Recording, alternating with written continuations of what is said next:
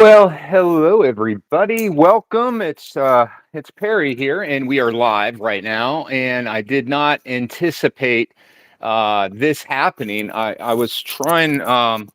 We were trying to go live with Rich today, and as it turns out, Alan reached out to me. I had already canceled, and Alan reached out to me.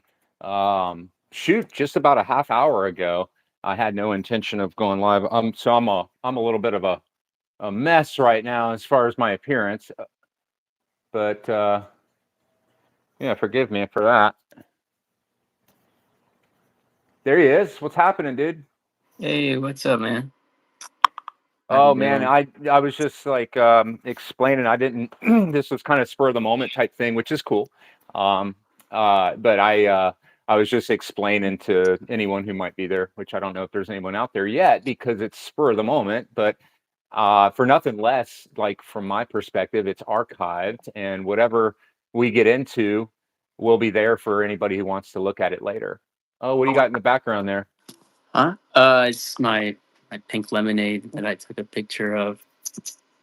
Uh, but yeah, it's still kind of on the clock right now, but What'd you say? still a little bit on the clock right now. Just wrapping up work for the week. Gotcha, gotcha. But how's your What's take been, Perry? like so about gosh, it was probably after speaking with Troy Lee, I went into a little bit more of a regimen, like something a little more consistent. Nothing major, just a little 5 gallon water change per week.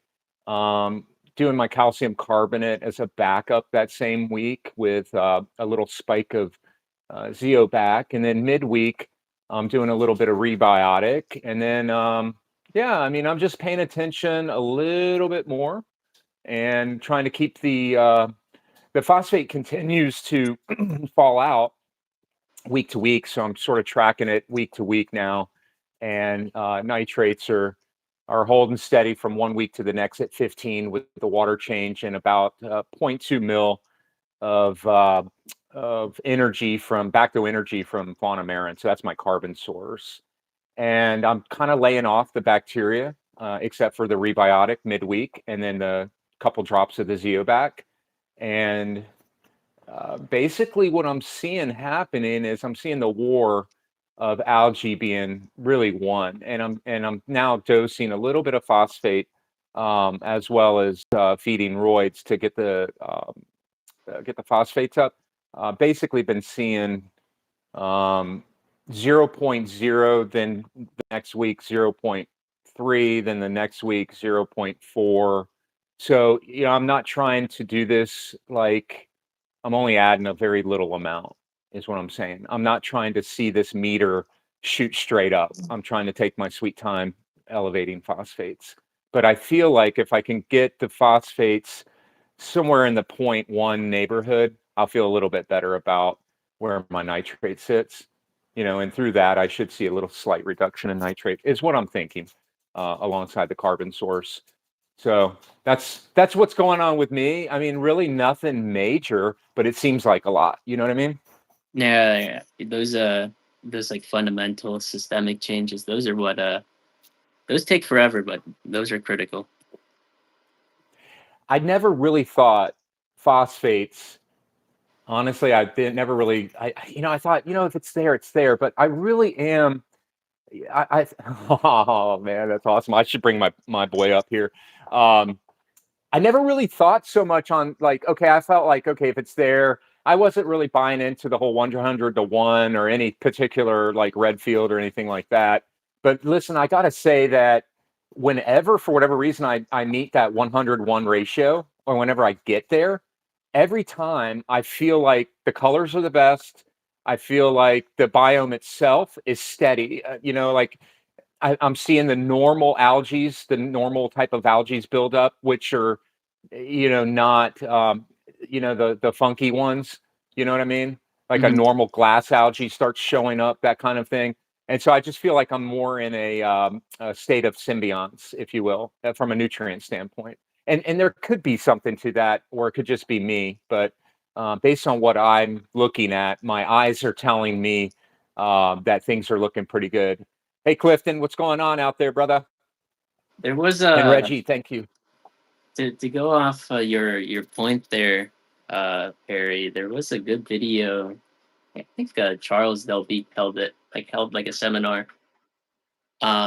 He was going over the phosphate and nitrate dynamics in the system, and there was a really great visual in there that demonstrated what a coral looked like under high nitrate, low nitrate, high phosphate, and low phosphate conditions. So Okay. basically, like a quadrant, four squares, and when everything aligned up, where the nitrate and the phosphate were both high or in abundance, that's when the coral displayed like the typical good traits that everyone is really chasing after, like that full flesh color, good growth. Hmm. And when you could see when nitrates and phosphates were limited, it was like, that typical ULNS look, pale, kind of bleachy, you know. Hmm. It's like a 1 hour video, but I mean there's a lot of good uh bits of knowledge in there, especially coming from like one of the like the grandmasters of reefing, one of the founders.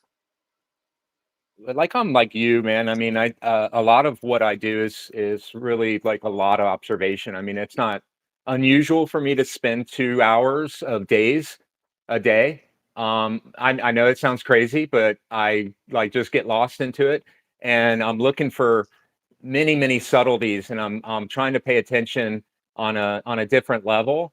And because of that, and I have the time. Okay, so let me preface by saying, but I noticed immediately, dude, and like immediately, as soon as I put my first 1 mil shot of, and I'm using Nios as the phosphorus, I noticed polyp extension almost immediately on corals that were being really a little stubborn. And Yes, sure. right there, I said, I didn't want to believe that.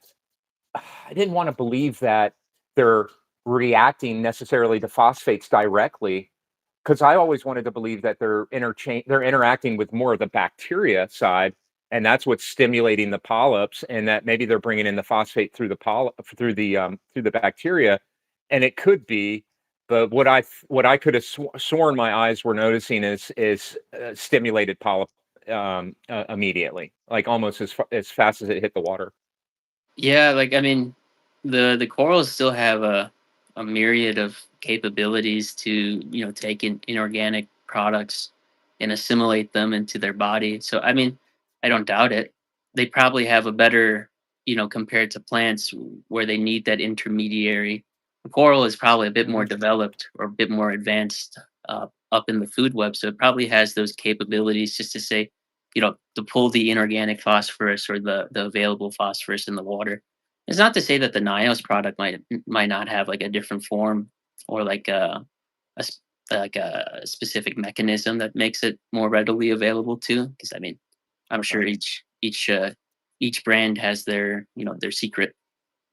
Um, Yeah, that's sort of akin to like making something like immediately soluble, yeah, sort of like a nutrient that could become, where you don't have to wait for it to exchange into the web, soil web, if you will. It's more soluble right from the watering in, if you will.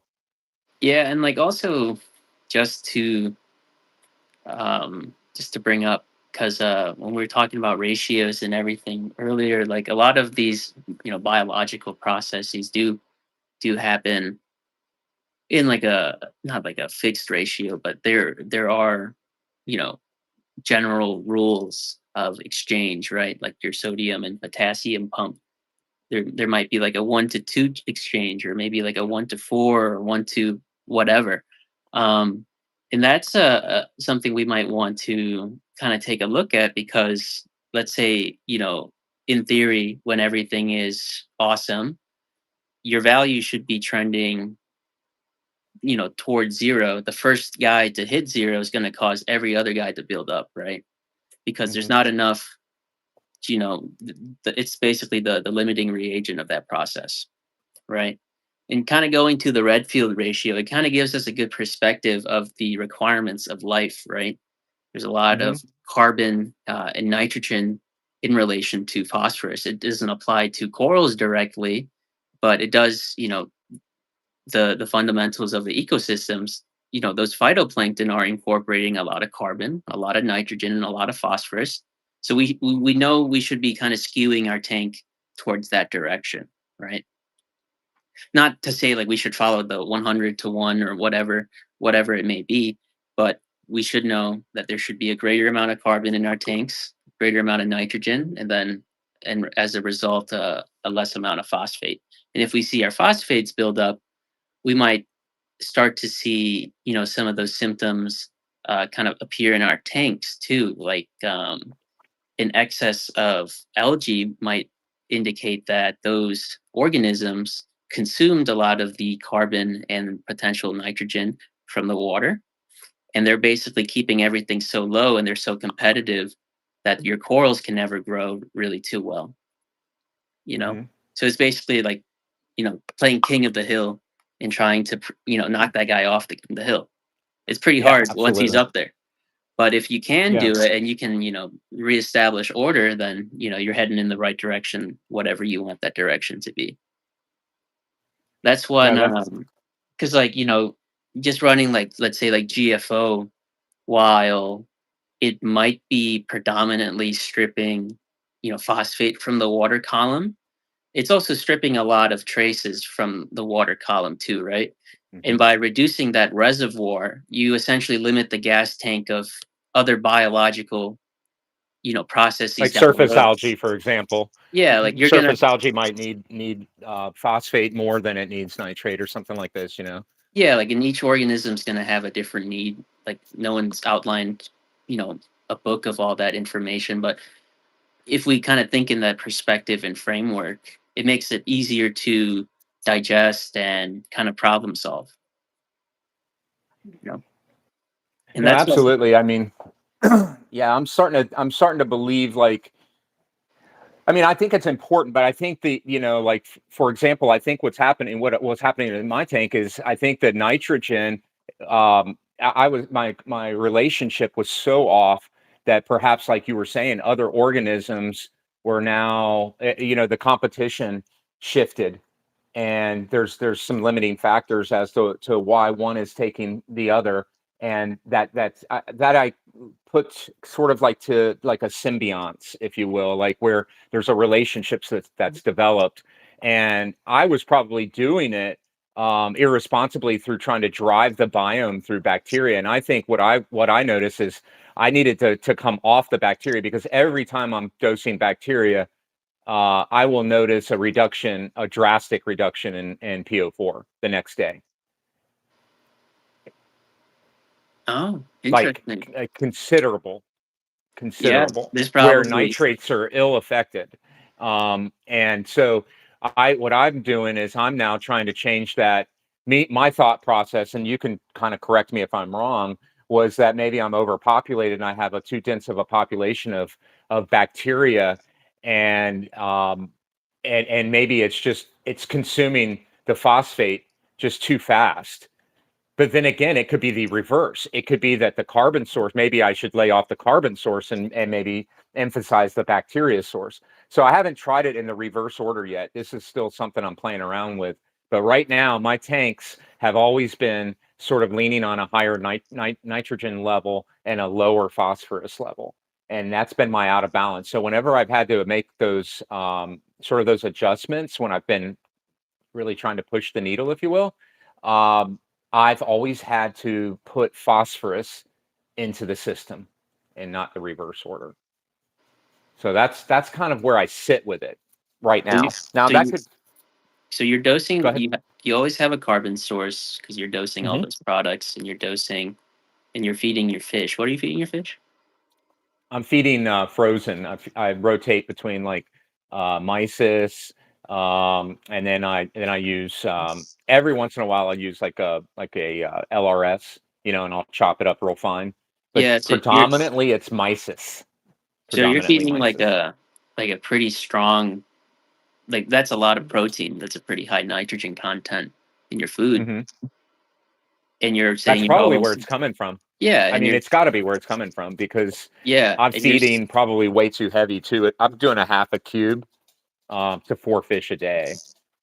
You know, they're small fish too. They're nano fish. So I'm probably going a little heavy handed, and I've typically have always done this to where I've had fat fish. hmm And so, maybe it's more that the nitrogen, and this is why I've sort of got away from testing because I just never really saw that no matter what my nitrates came back, my corals were always looking good. But if the phosphates started, if I started having issues with phosphates, that's when the corals would start looking bad. Yeah. Take it away. that that makes a good amount of sense. Just like understanding how you run your tank here. Um, yeah, it just seems that in your scenario, you become phosphorus limited because you always have that constant source of carbon and nitrogen into the system, and you're not feeding like a very high, phosphate food, kind of like krill or any of those like really tiny copepods, like relative to the amount of nitrogen you're feeding in. Okay, so that makes sense. So Yeah, then I could probably just benefit like just continuing with the roids and then maybe mixing a little bit of reef roids into the food when I feed it, you know. yeah, yeah, for sure. That Um, would balance that feeding out a little bit more, I would think. That or just yeah. feed a little bit of flake food periodically. Um, Really interesting thing is, like depending on the fish too, depending on what type of fish you have, their guts are going to be different length too, right? And the amount of nutrients or relative to whatever they eat, it's going to be extracted and processed much differently. So another thing, perhaps let's say your phosphates are low, maybe you get a fish that is less efficient in processing phosphates, right? That means it's just going to bypass more through because just kind of like a cow or like a dog or something, it's Right.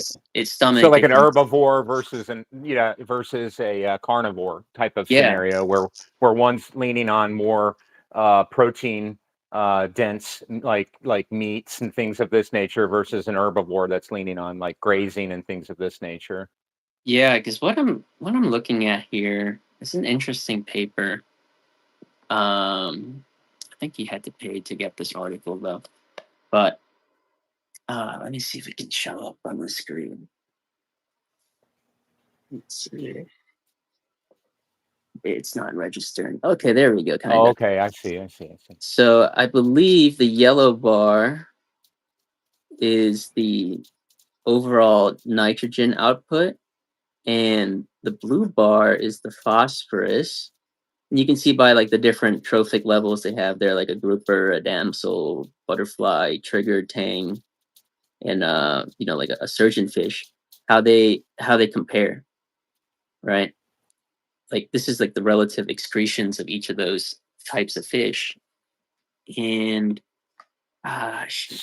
So that's got me thinking because I've always had smaller systems and I've never really had algae grazers, like I've never had tangs. So I'm wondering, are tangs like obviously tangs are going to be putting more phosphorus into the tank, right? Because they're going to be eating more veggies and shit like that.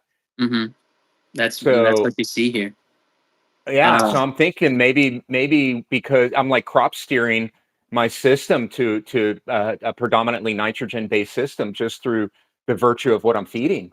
exactly. And the fish that I'm keeping because they're all going to be a cardinal, two staghorn damsels, and a purple dotty back, which are all carnivorous. Yeah, and those type of fish, relative to the other species, they do pump out a good amount of phosphorus and are relatively net neutral in nitrogen here. Let me see. It I may be can as simple as just changing my food up a little bit, though. yeah, Like changing balancing the food. exactly balancing the food, balancing the types of fish that you have, and it kind of goes back to the old saying of just feed your fish well and have a lot of fish, right? um, Oh, absolutely. because Yeah. you can't feed a tank that has nothing in it. It's just gonna rot. You need that Yeah. thing to convert it into that next thing, and push it through that cycle at like smoothly. Yeah, and that probably and then there's probably something there with the health of the corals too. Is having a more broad range of foods available to to potentially pick off from the nocturnal feeding standpoint. You know. For sure, and like just with that in mind, some of these fish, produce. They're basically making little pellets. Pellets that we would feed our fish, right? They're pushing out little pellets that other fish are eating too. Because if you ever notice like a big tang or something, releases a load, and then a bunch of other little fish come by and eat it up too. Because it's still good food, relatively speaking. Out there in the ocean, they're not getting frozen mysis every day. They're making it work. Right. So, with that in mind, that other fish goes in and breaks the other guy's poop, makes even more reduced poop, and that cycle keeps going on until it hits your pods or your bacteria or the smallest mouth in your tank, right? And you really need Correct. those efficient workers at each step to process. Because if you have a lot of fish with no cleanup crew, what happens? Even if you have a ton of tanks, your tank's still dirty because Yeah. nothing Absolutely. processed, nothing scooped up the poop or got rid of the poop or turned it Hmm. into another living thing. And you'll notice, like, it's going to be a long uphill battle, but if you play it, the natural holistic way, you'll start to see blooms of life, contractions of life, less life of, opportunistic pathogens or like growth organisms.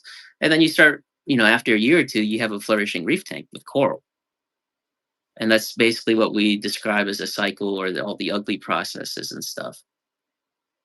Yeah, It's it's got me thinking. It's got me my mind really buzzing right now because, I'm thinking like now, we also have to look at like the skimmer, for example, and the efficiency of how we're skimming. Are we skimming too wet? Or or dry? And these two play into that, that total effect, and making sure that all the foods are available for all the mouths to feed. Because, like you said, if something starts going sort of offline in that biome, if you will, that's typically where the problems start to head in, and that could be just through the virtue of one thing being missing as a result of overtuning the skimmer, for example, or not feeding a broad spectrum of foods. So that'll be interesting to see. I think probably I'll also maybe tune my skimmer to more dry, and see if I can maybe hold some things in the system a little bit longer. Gotcha. Yeah. Here's an interesting note that I highlighted from the paper. I'm gonna read it here. Um, Planktivorous fish exhibit fairly low absorption efficiencies despite having nitrogen-rich diets. Their feeding behavior, which capitalizes on abundant zooplankton at incoming tides along with a high food intake, may satisfy their daily needs even with low absorption efficiencies. Basically, these things are just passed through, just like food processors handing it off to the next guy. Your little planktivores, your little damsels. And that's why damsels are so great to house with acros, because what exactly are they doing? They're grinding up that zooplankton and just passing it straight to your acro colony. So they're basically reducing the particulate size, Yeah, so exactly. that's more digestible. Yeah, and their output is nutritious because they're just Yeah, constantly because churning. it doesn't have the contact time with their gut Yes, biome, they're so it's tiny. just passing right through. Yeah. Yep. So when you And start to even see, if it did, it's still going to gain things in the gut that's going to be beneficial, with their oh bacteria and stuff. But if yeah, what you're saying sounds correct, they can essentially eat nitrogen-rich food, but there's really no processing to it. It's just delivered right back as nitrogen-rich food that's just quite like broken down a little bit, if you will. yeah, exactly. I mean that they're essentially, like I said, fermentation chambers in your tank. They grind it up, Interesting. they ferment it. I mean, this is all going back to the theory of the concoction. What I made, Hmm. if you can, if you can just skip the intermediary step, you can have a lot of coral without as much fish. you can start playing with the system in these ways, because you need an efficient transfer to the next level. That's the key. That's the key problem that everyone has to solve, right? How you do it can be a myriad of different ways. I could just dose more nitrogen through ammonia, but what happens when you dose ammonia? You're going to run out of other limiting reagents too. It's it's a targeted solution, but it's not a holistic solve, right? No, but it, for someone who, like me, for example, who I really don't have. I mean, my original fish selection, now given it's a nano, it's got to be small anyway. But my original fish selection, I would hesitate to choose a dotty back in that selection again because of the aggression. And so, due to that, and then the staghorn damsels are now starting to, show a little bit of aggression, but they're hanging in there. But literally they whittle themselves down to the four. So what I'm saying is that I don't have that potential as it exists right now, nor do I have the footprint. So the best thing to do would just be like the treating the human body, is just take it in a supplemental form. And so if I'm hearing you correctly, we're able to do that, by using a full spectrum feed like this, like the concoction. Or yeah, or just investing good money in feeding your fish. Because I mean, it kind of goes back to when you process a pellet, it's heat extruded. It's losing a lot of nutrition at each step. Mhm. And going back to what this paper says, these fish don't really good. I mean, these fish don't do so great at processing a super dense product, right? Because we said earlier that their fish are pretty poor utilizers of the nutrients, right? And a pellet is super concentrated. You feed that to a fish, it's going straight out. And what Right. did we say earlier? It's if you don't have anything in place, it's just polluting your tank. And that's Hmm. why when you see a lot of these people, they're feeding frozen food, it's not as dense and concentrated compared to a pellet. There's a lot more water to it, but they're feeding all the time. And that's how these fish live. It's Right. also kind of like eating junk food. A bag of chips is 1,000 calories versus a whole steak dinner with vegetables, and everything on the side too is also 1,000 calories. And you eat the bag of chips in 10 minutes, and that steak dinner that you have with your family is like over an hour long, right? So you start thinking about that, and you're like, of course, my tank works the same way. I work the same way. A lot of things work the same way. Um, it's kind of like a leap of faith that sometimes to assume that assumption in the blind. But when you see a lot of things in the natural world kind of repeat the effects, you kind of build up that confidence, especially in corollary systems. Well, too, it also it obviously these fast foods, if you will, of the fish world are they're not lacking the nutrition. However, They're just too much um, for like the well, yeah, it's the but average when you person estimating because like that one pellet, has the composition of a bajillion different animals in it too, right? And right. and once you remove all the water weight from the organism and then you equate that to the pellet, you start to see, dang, that one pellet could be like three or four little shrimp, you know? Totally. Versus you just feeding the frozen food, it might visually look like you're feeding 10 times more, but in reality, it's like a tenth of what you would have fed with the pellets. So Hmm. there's that human aspect in there too, because like like you don't want to feed your fish like two pellets each and like kind of skimp them, go around and be like that. That's just not how you want to operate. Like taking in the human aspect of the hobby. It's much easier, much more enjoyable for you too, just to kind of feed a dilute food that keeps them persistently foraging and just maintaining their natural behavior. Well, and then that lends to diversity, and it gets back into back into that microbiome and having that rock, that sea rock, if you will, that's full of different microorganisms. And really all those things, it's like we really don't realize because we can't really quantify it, what that means to the overall uptake of nutrients as well as stability of the overall ecosystem, and its ability to process these set nutrients that are inputs, if you will. Yeah. It's pretty fascinating. Here's another fun quote that I found. Says, let me read it here. Uh, so this is talking about fish eating other fish poop.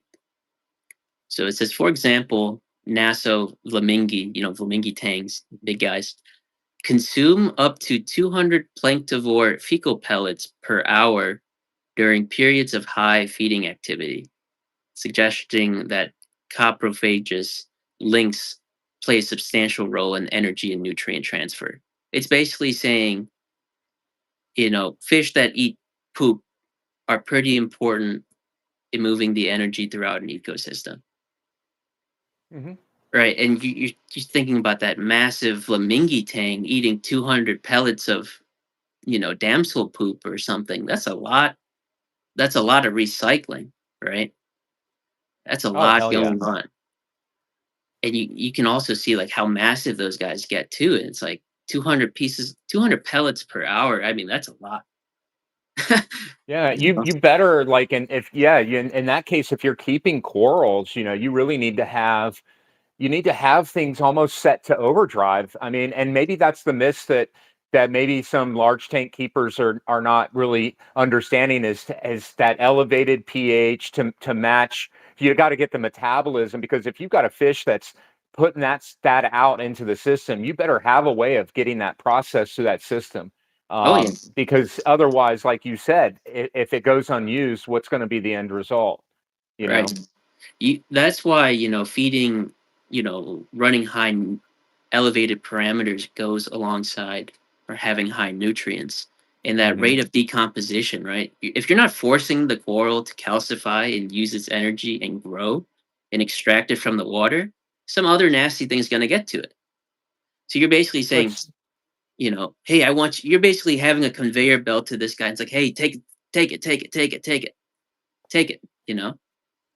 Right, and I think conversely, like, so a guy like me, for example, I could take this little system and take my sweet time with it and run the metabolism at a lower rate, and if I were to do that, then I would want to keep my alkalinity probably a little bit on the lower side, more of that natural seawater level, and then I'm not trying to drive the system so hard. But I had that epiphany the other day, man, like where I was thinking about nutrients and I started thinking, I'm like, you know, if we are to start increasing our nutrients, and I was thinking about tanks that run high nutrients, I said, I wonder if they're akin to their metabolism. I wonder if they're no, by keeping those elevated nutrients, you better keep that alk up. You better keep all your minerals up, and then on top of it, I would even say, Alan, if it were my system, I would probably be running 80-degree temperature at least, so that I could keep the bacteria flourishing and just processing. And another miss that I think people don't take into consideration is tank temperatures. And how that plays into the metabolism of the system as well. So. Yeah. Um, I was talking with a friend I think a few weeks ago, and he was talking about the Red Sea. The Red Sea's pretty high in salinity, right? And that's Mhm. going to prohibit a lot of life because it's pretty briny. And Right. that's going to slow down metabolic rates. But because it's so hot and warm in there, the average Red Sea temperature is a bit more than, the Indo-Pacific. And that's how it's able to sustain a lot of that life there. It's by compensating, by one limiting factor, you have to overcompensate another way. And I think another interesting paper was that elevated salinity kind of helped protect against coral bleaching too in high temperatures, which was kind of interesting as well. Odd to note that salinity and temperature kind of go hand in hand there. And then when we're talking about metabolism here, it kind of also kind of fits that picture, right, in the grander scheme of Mhm. things, because you're essentially trying to balance your basal metabolic rate with the amount of intake that you're getting in terms of energy. well, that's where I think I would imagine like that that's where that like red field ratio would really come into play, right? You know, because your minerals are an aspect of it's like that symbionts that's created between the nutrients, the alkalinity, and the minerals. Everything is sort of in this harmony. So to me, it would just make sense if you're going to be driving the system from a nutrient standpoint, you probably are going to be driving it from a mineral standpoint too, just through the virtue of what you're feeding. Because a lot of times you're going to be putting minerals in, maybe even unbeknownst to you, just in the form of organic foods, right? Um, that's my thought anyway. Is particularly if you're using frozen foods or live foods, foods that have crustaceans and things like this in it. That's going to be more rich in minerals. And so, this is interesting that we're kind of bringing these topics up because I think these are misses that I've had even up until recently. It's all discovery, right? And it's keeping that mind as open as we can. But it truly makes sense because when I was thinking the other day, I was thinking about Chumming. Is it Chummingham? Or Yeah, Ryan. yeah, I was Yeah. thinking about Ryan's Reef, right? And I was remembering he had to if his he had to have been running his temp higher, and because his throughput, I mean, you could just see the metabolism was probably raging, like because he Oh was yeah. keeping his phosphorus and his nitrogen really super high, but he had so much freaking light going on this on his systems, tons of flow. So then when I thought about that after that podcast where we were trying to, we brought up his name, I was like, man, I bet you, I wonder if his temperature was a little bit elevated, or if maybe it was just elevated through all of the mechanics behind, the system that through the virtue of all the pumps and everything, it was just running a little warm anyway. But it would be interesting to know because I don't think you could get away with something like that with like a 74, 75 degree temperature. I think you would need to be 78, 79 at least if you were going to be driving that system that high, Yeah, that hard. yeah. Like this kind of goes back to when we ran metal halides, and this also goes back to a an aspect of metal halides that we've kind of lost now, which is the emission of infrared and the far red Hmm. spectrum. Because there's recent research now, a lot of people are doing red light therapy, which is kind of Yeah, interesting, make them feel better, rejuvenated. And you know what's really interesting? They found I have that. glasses on, right? Yeah, I can get into that another time, but I'm weird about lights and how Oh, like the yeah, I blue don't lights are no blue horrible light, for you. dude. Blue No lights blue are light. bad. They're bad. I switched out all my T5s or most of them to get rid of the blues to be a bit more full spectrum. But even because of that, by increasing the infrared, we're in the red wavelengths in general. The higher red wavelengths are more Hmm. critical to this. But you're able to get more energy directed to the mitochondria, which is really cool. Correct. You're Because talking one about humans, or are we talking about our general or are we talking about all organisms? organisms, because infrared light in the red light spectrum penetrates through tree canopies and Hmm. fuels the growth of the underbrush. Correct. And relatively speaking to the other wavelengths of light, red is much less intense compared to your Hmm. blue and everything prior to that. So basically what these organisms have evolved is that they've become efficient in using a poor resource. And that's how the underbrush is able to grow, because they're basically getting all the energy going straight to or helping their mitochondria, and they're helping produce all of that. And you see it with your corals too. And this infrared light is directly transferring heat, because infrared light is what we detect as heat, warmth, right? When you put your hand under that halide, that's that copious amount of Yes. infrared. And we were just blasting your corals with that. And of Hmm. course, they look great and they grew great and they grew supernatural. Unlike LEDs now, where they're kind of patchy, you can bleach them super easy. All like the BS that you have with LEDs. And the minute you start saying, "I'm not going to mess with the LED. I'm going to run it all channels 100," at least try and not try and play God too much. Things start getting better. And why Hmm. is that? Because you're giving them a better ratio a better utilization mix or a better distribution of energy that they can use without running into metabolic issues. And that's why halides, T5s, all those lighting technologies were so great. And you don't have to worry as much about blending because that narrow, that square, the surface area of the coral doesn't have to worry about, oh, 10% of me got green, 30% of me got white, 50% of me got blue or whatever. It just got everything. Right. Whatever the distribution of the light was, it got that proportion all across its tissue. And then when you notice bleaching patterns on your acros, it's like, oh, right under this coral was the blue LED or the Mm. UV LED or the white LED, and I have that channel running higher. Oops, you know, the light didn't get blended. Um, I burned my coral by accident. My bad. you know. Yep.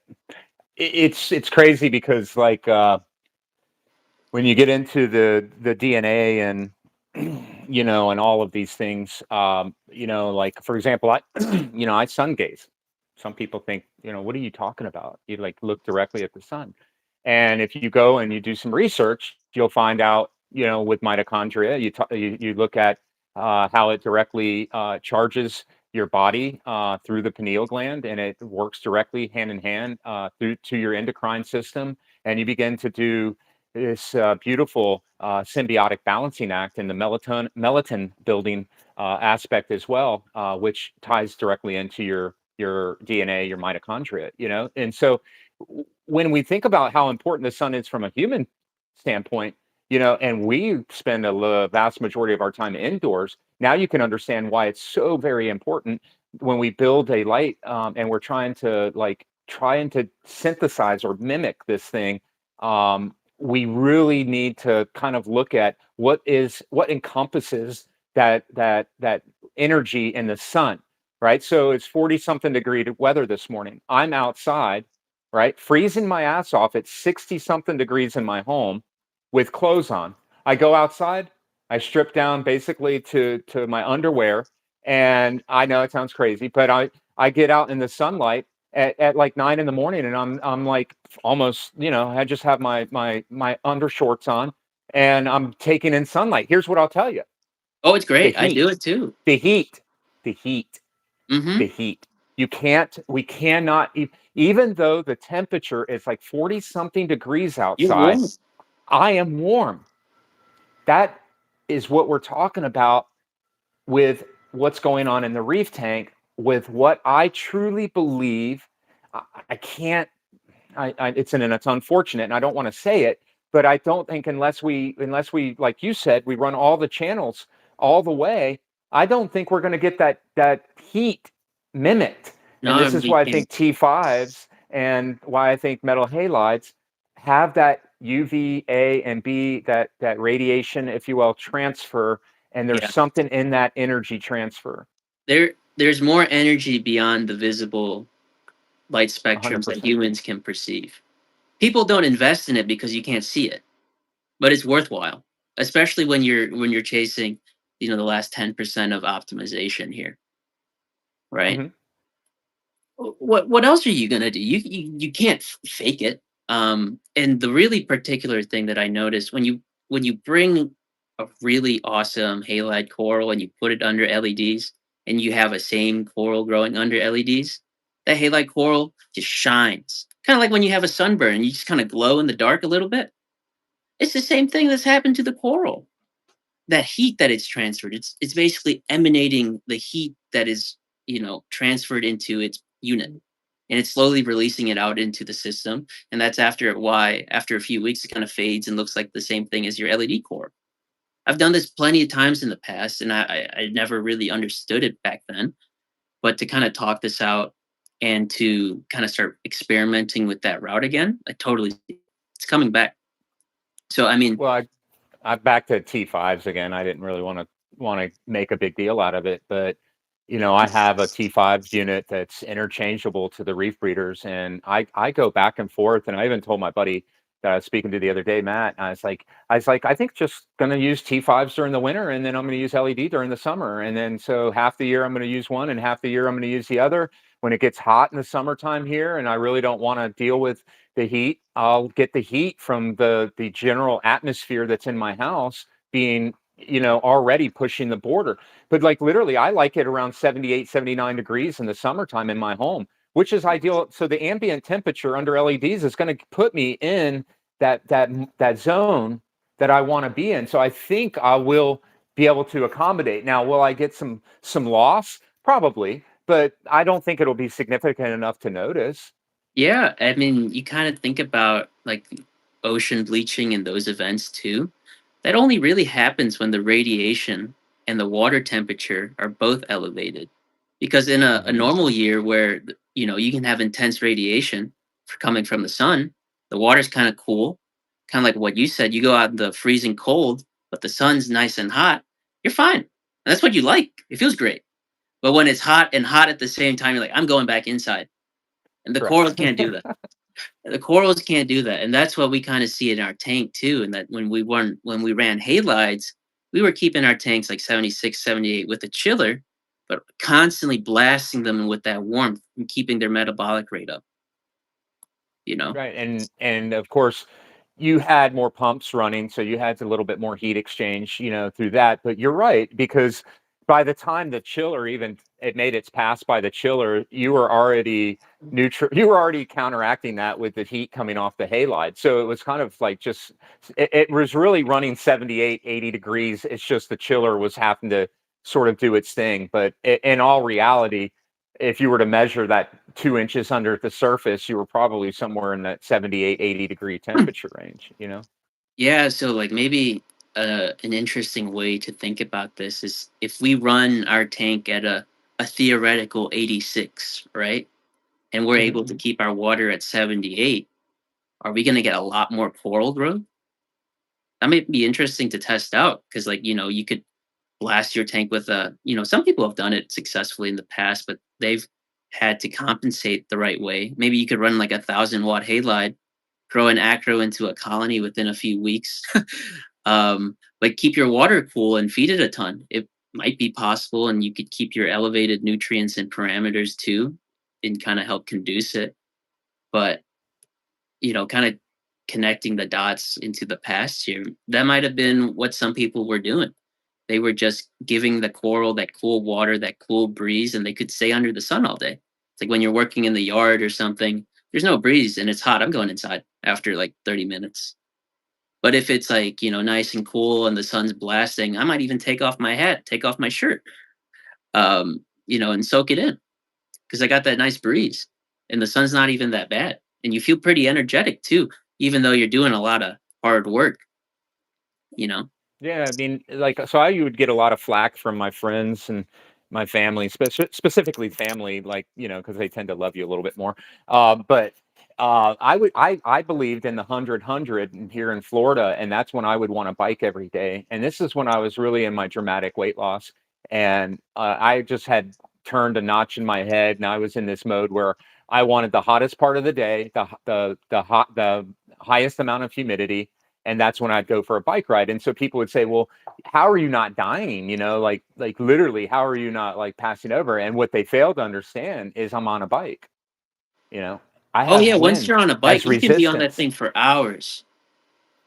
Exactly. And so if I was walking, Oh, you're I dead. could have never done that. I've been done. But Yeah. just because because I'm biking, 10, 12 miles an hour, whatever I'm doing at the time, that wind going against me. So it's sort of, it kind of plays into this idea that maybe there is maybe the sweet spot for keeping acroporas, for example. We'll just say just acros for this purpose.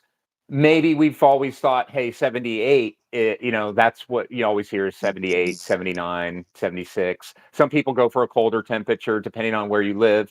It might run colder or run warmer. But maybe as an industry or maybe as hobbyists, where we maybe didn't connect and maybe we're kind of connecting a little bit more right now is when we shifted to LEDs and shifted away from lighting sources that are putting that heat energy that we can't even really quantify. Maybe that also played into why LEDs were getting such a bad a bad rap. And maybe that's why people just are not really understanding them. That maybe if these tanks were to go up to 82 degrees in temperature under a full spectrum LED, maybe the same system we would see a difference, particularly if the metabolism were sort of lifted and it was matching, where that temperature needed to be. You know what I mean? Yeah, kind of interesting too, because like my oldest system, the system that I credit to being most stable, also has a chiller on it. Um, Okay. and kind of going back from these swings, like if your tank is able to get a little bit warmer and then you kind of cool off later, that really does help you restore the balance uh, of your own energy. And there's other papers too that I think note that corals increase in their survivability with a temperature swing, uh, which is, you could also perhaps exacerbate that by changing the local temperature on the tissue by the light that you use, and then Hmm. giving them that cool breeze with the chiller water.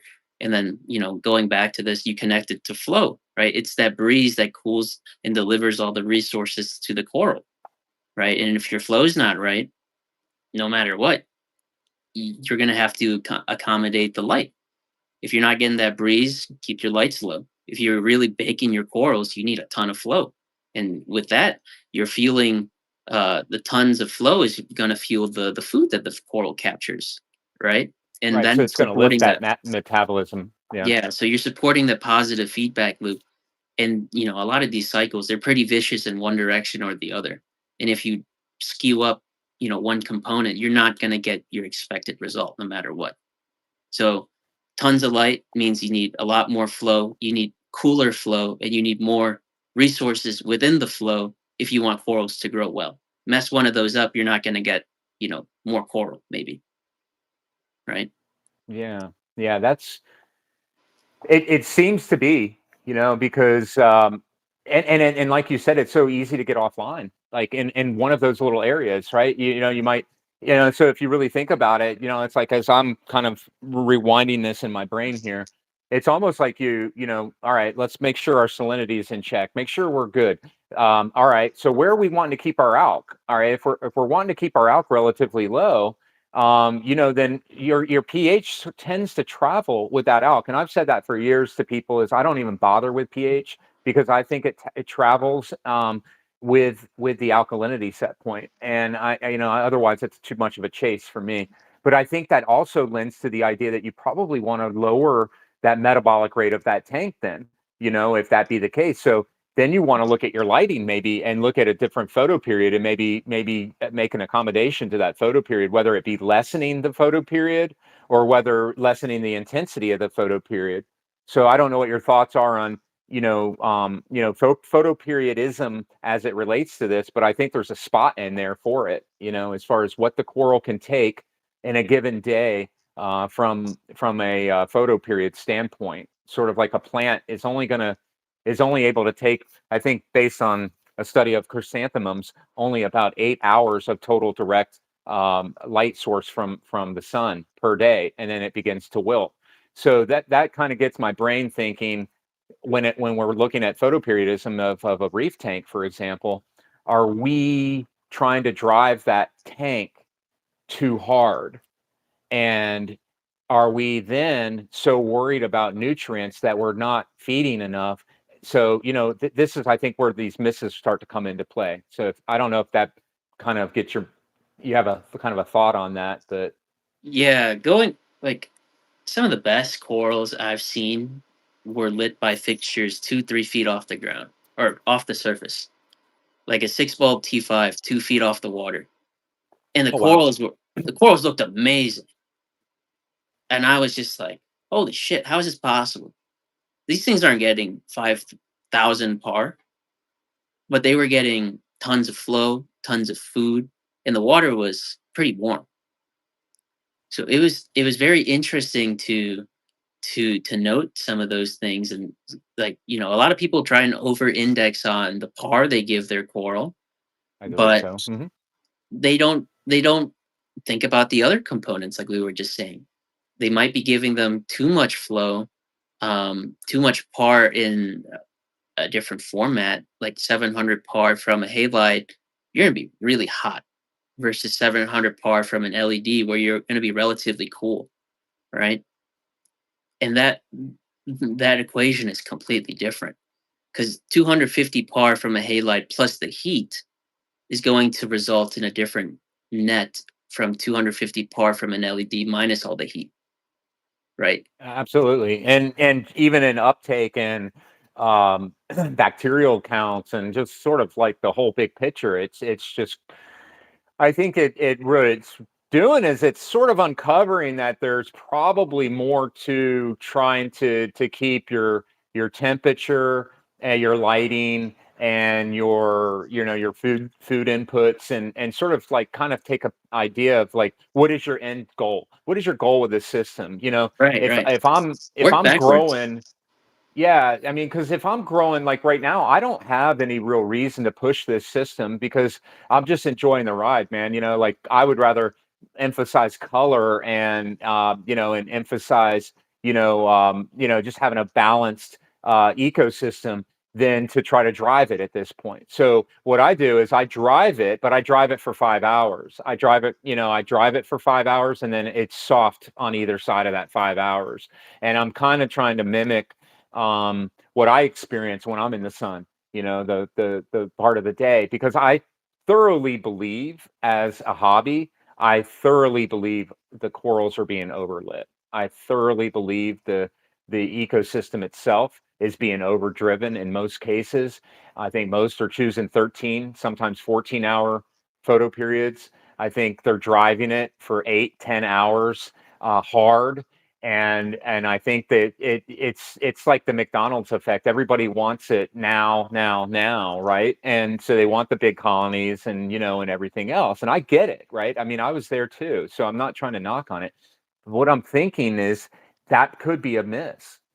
Oh, for sure. And you're probably people are probably chasing it with the wrong tools because they hear that, oh, blue LEDs are, the strongest par punchers. Or like when they heard like the blue plus bulb is the most par bulb, right? Hmm. And they're trying to chase the par number, but they completely forget about the spectrum and the efficiency of uh, you know each wavelength. If you can't absorb half of that par, and maybe it's not just being able to absorb it, but you're missing the other component that can really synergize well and take you up to that next level of efficiency. You're kind of shooting yourself in the foot because there's a point where you get diminishing returns with everything. Um, Well, and if you're heavy on that blue, it's like that's my only problem is like when I think of like, just about 4 feet, 5 feet underneath the surface of the water is where a majority of these corals a lot of them are being collected. We're not seeing heavy blue lighting, in their native waters.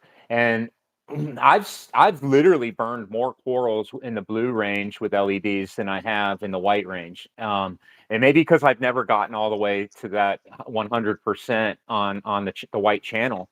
But I have had my share of corals finding their way underneath a heavy blue diode and just be completely wiped out.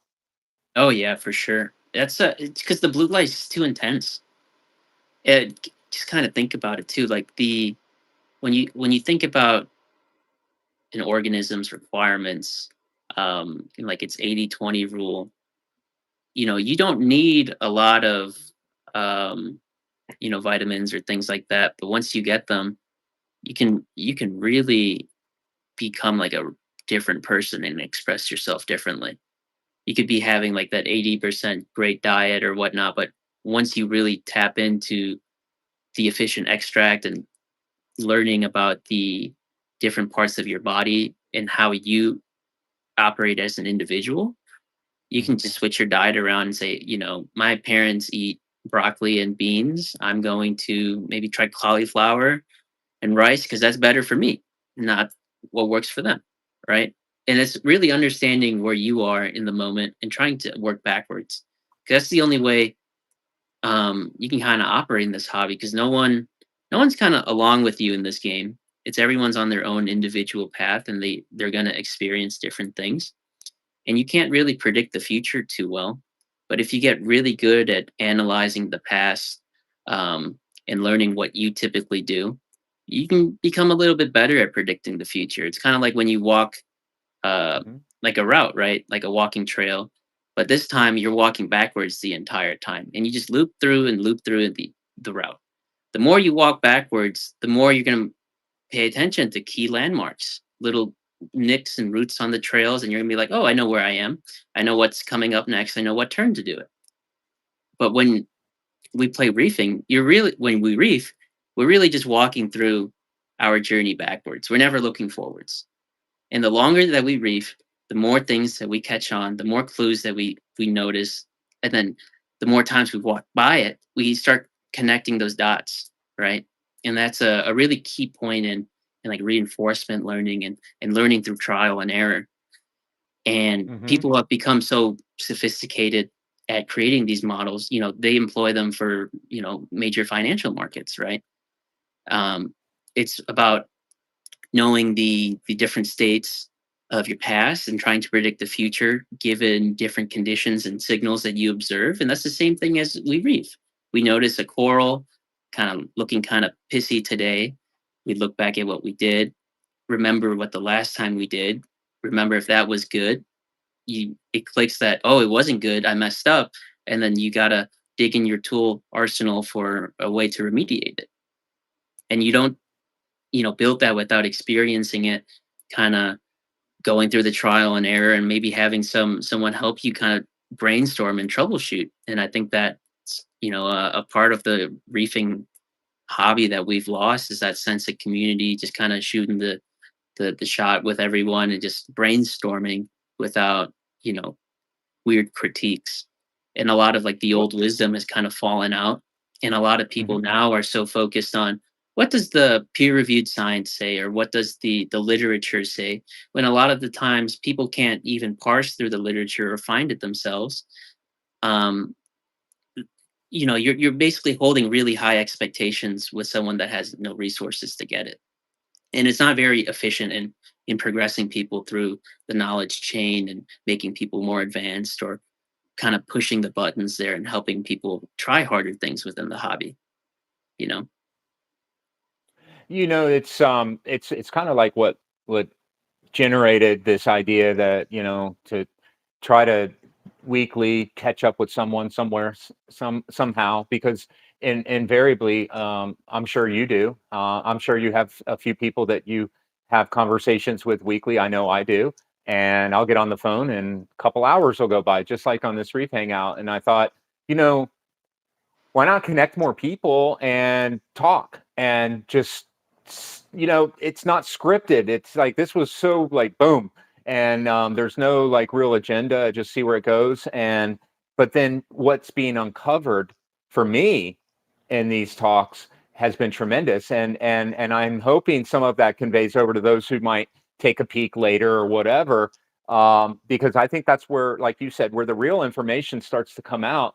It's just through the idea of like brainstorming and bringing thoughts to the surface, and maybe talking about things that, if you were sitting on a more polished type of venue, you would be a little bit more hesitant, or maybe there's reasons why you're able to talk or go certain places and not go certain places. And I think you know where I'm going with that, so I think that it is what is it's steered people individually to where, with social media, particularly, it's not a communal approach. It's more of, this is what I have to share. If you happen to like it, cool. I'm out. See ya. But it doesn't open up the explorative dialogue. It doesn't open up the, hey, here's what I worked on last week, or here's what I was testing last week, or those conversations. And I think that's what I know in the past was going on these reef boards. Now, was there some bullshit? Yeah, there was, but there's bullshit everywhere, right? I Mhm. mean, and it's Yeah. like you said, you need to be able to discern, and I think that's the thing that maybe is lacking, is having that, being able to have that discernment. I don't know, but I thought it would be a clever way to bring people together. Some people are joining in live, some people can't. That's cool. But either way, what I was more interested in is how can I sit there and communicate with, like tonight with Alan, and get into some different topics. And and with Rich, we were going to get into a topic that he's been going into, but this is great because these are things that have been on my mind, man. Like this whole thing with temperature, photoperiodism, how much they can get in one day. You've heard of daily light integral. I'm sure you've heard of that. You've heard of how much total photoperiod you should shoot for in a given point of a day. And so it's like, and then you think of temperature and optimizing all of these things. And I think some of these parameters didn't get conveyed over when technology started shifting a little bit, and when we started getting away from natural rock sources, and then on top of it, coincidentally, around the same time, we were changing lighting and the type of lighting that was the standardized type of lighting at the time. So you had two real massive industry shifts that were sort of taking place at the same time. And I'm just sitting here and I'm looking at where we sit is no greater, in my humble opinion, than where we were 20 years ago, 25 years ago. I think knowledge-wise, yeah, of course, we should be.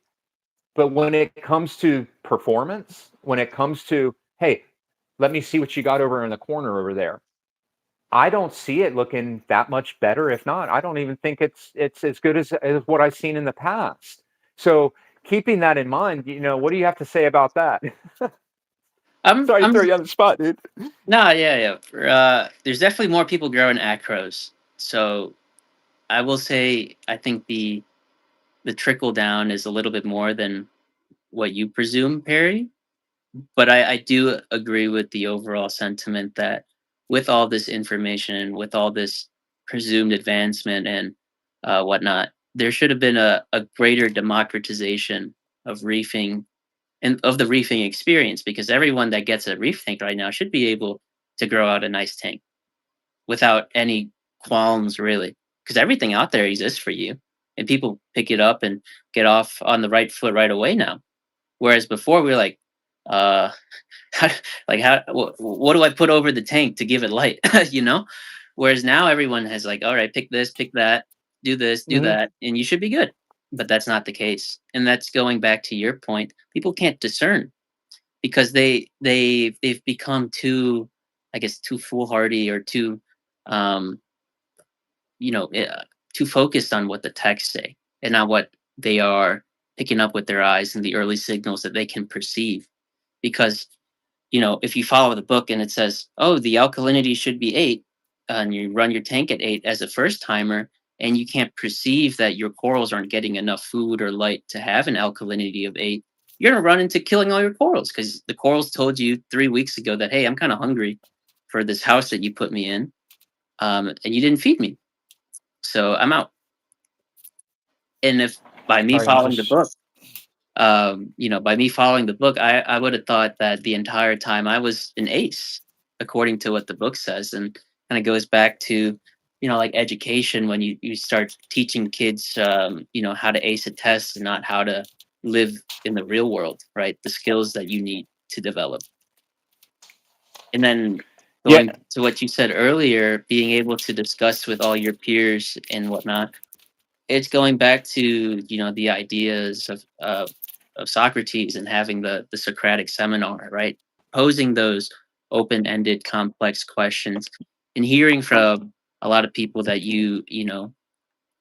uh, call as near peers, and getting their insights and their experiences. Without that Socratic, seminar-like experience, you're not going to be able to delve into this deep, complex topic, because when you just think about something on your own, no matter how long you think about it, you're going to run into a roadblock because everyone thinks a specific type of way.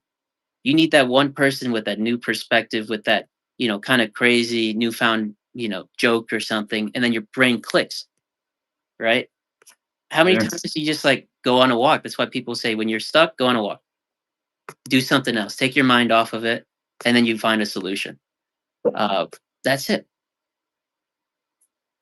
Yeah, I agree with that perspective for sure, man. Like and I don't mean like how do I put this? I didn't want to come off as like sort of like salty about it, but I do think that I think I think there's something about when you said, like, okay, well, we were figuring things out back then. And I think because we were, it forced the study, it forced the information gathering, it forced the reading and all the other different avenues of information, and we just didn't have it as readily available. And then of course Reef Central opened up those, and other web forms obviously opened up those pathways, but still it wasn't like as instantaneous as it is now.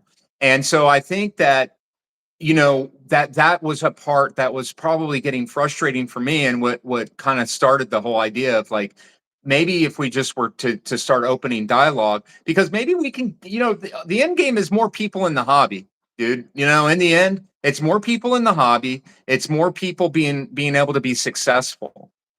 That's what my end game is. It's not my own personal tank. I can, I mean, I care, but I mean, it's really not about my tank. It's about trying to figure out how can we make more people more successful, to build more confidence in this hobby so that more people are smiling and more people are enjoying and having fun and able to kind of come together and enjoy the hobby for what it is. And it seems that the trend has gone sort of in this direction of like this mono thought process, this only one way process, a mono process of selections of corals. And then all of a sudden, next thing you know, you're going to have one lighting, you're going to have one species of coral, and one way of doing this. And that's what I'm trying to make sure that I broaden the horizons of everyone that I can talk with about all the different avenues and different ways of doing this. And if we don't open our minds, if we don't take the time to study our tanks and get lost, like, dude, I get lost into this tank. And I take that with me to meditation, or I take meditation back to the tank and through observance. And sometimes information that isn't even able to be put into script, it's not able to be really put into any language, is passed. And this is, I know it sounds a little bit kooky, but there's information that's gained, and I can't even explain it, but it's something I can take back with me, and whether it be into my own performance of my own health, or whether it be into the performance of my garden, or anything, working out, or whatever it is that I'm doing. Yeah, I just think that I would love to see more people um, taking the time to lay off the social media for a minute, right? I mean, and then just take the time to get lost into the tank again. And I guess that was something that's a little old fashioned, or whatever, but that's something that I feel has helped me along the way, and my years of keeping corals, is just the studying of them, looking at them. Yeah, I think with the onset of the new information age and you know insights being readily available to us, what we've really lost is our ability to deliberate. Because once you hear someone say, "Do this," what are you going to do? You're automatically going to do it because they told you to do it. Mhm. But back then, when information traveled much slower, when you posed that one question, what did you do in the 10 hours before someone responded to you? You were thinking about it. You were trying to solve that problem yourself. And then when someone did, it just gave you an idea. It's like, oh, maybe this guy said it a little bit better. I'm going to fix what I did this past hour with his info. But now it's like, maybe that guy gave you the completely wrong info and you go down the completely wrong route. And so it's like when you ask like like some chat GPT or something how to do something with no background, it's like, how do I build a rocket? You just gonna follow what it tells you? Probably it's not right. And then if you follow it to a T, your rocket's not going anywhere. You got to go out and ask, do some research, read a book, ask a professional, how do I do this? And then come back to be like, okay, and now I just learned all these steps. What you gave me is wrong. Fix this part, and then go back and iterate again. It's that deliberation and iteration that we've lost. And and Mhm. that's a core skill that people have to build. It's to challenge what you see, challenge what you hear, and to look out for another avenue. Like the best hunters don't just follow the tracks that they see, right? They pick up from other signals, other scents, and you're gonna find a better game that way. You might be if Absolutely. you're gonna follow this little rabbit that's leaving a ton of trails, or you're gonna go out there and search for the big elk, you know? Well, it's yeah, because one begets the other. I mean, totally. Um, yeah, I mean that's interesting dialogue. I mean, we are in a time where we're in informational overload, and I think when we look at the nature of the way a reef builds, where we're not going to see a reef build with that same speed as like our news cycle or information cycle, or our ability to communicate, and perhaps maybe that is what is convoluting some of these issues, is because like I'm having an issue with A, I can get within 30 seconds, I can be on 30 different rabbit trails of how to do something, right? If let's just say, well, not 30, that's a little extreme, but if I say phosphate reduction, or if I say, increasing this or doing this, there's so many different ways. And the funny thing about it is, and I think the most important thing about it is we really can't quantify which one way is the best or which one way is the way.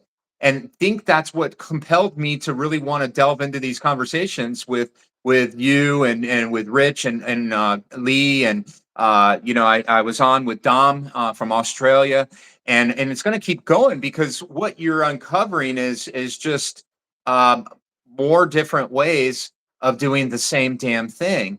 And if I was to say, well, this is the way you do it, I can't say that that's going to be right.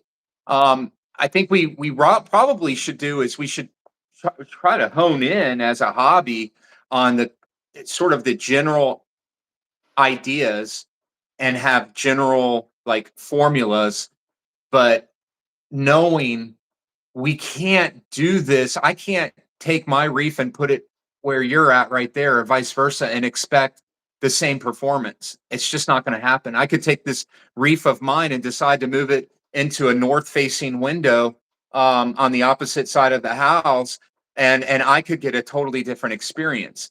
And so I think keeping these things in mind, I think that's where I think that the the one recipe, the one way of doing things is tough for oncoming hobbyists because they want to be able to say, "Hey, how do you do this?" And when the answer is it can be this way, that way, this way, that way, what lighting? Well, it could be this, or that. Next thing you know, that could be quite daunting for a new coming hobbyist, particularly, not even to talk about where Acropora is in the hobby, So I don't know if you have thoughts on that, but I think that's what some of the sentiment you were trying to convey. Yeah, like I think, the goal is to fast track everyone onto a consistent route, let them build out their fundamentals, build out those like, key observational skills, and then really get their aspirations going to evolve. It's like, all right, it's like riding a bike, keep the training wheels on for a year, take them off, ride a unicycle. Who Mhm. knows? Well, that's how people should really approach the hobby. Follow someone, trust someone that will get you, your hand through the door. And then from there, you should let your curiosities kind of fuel you forward.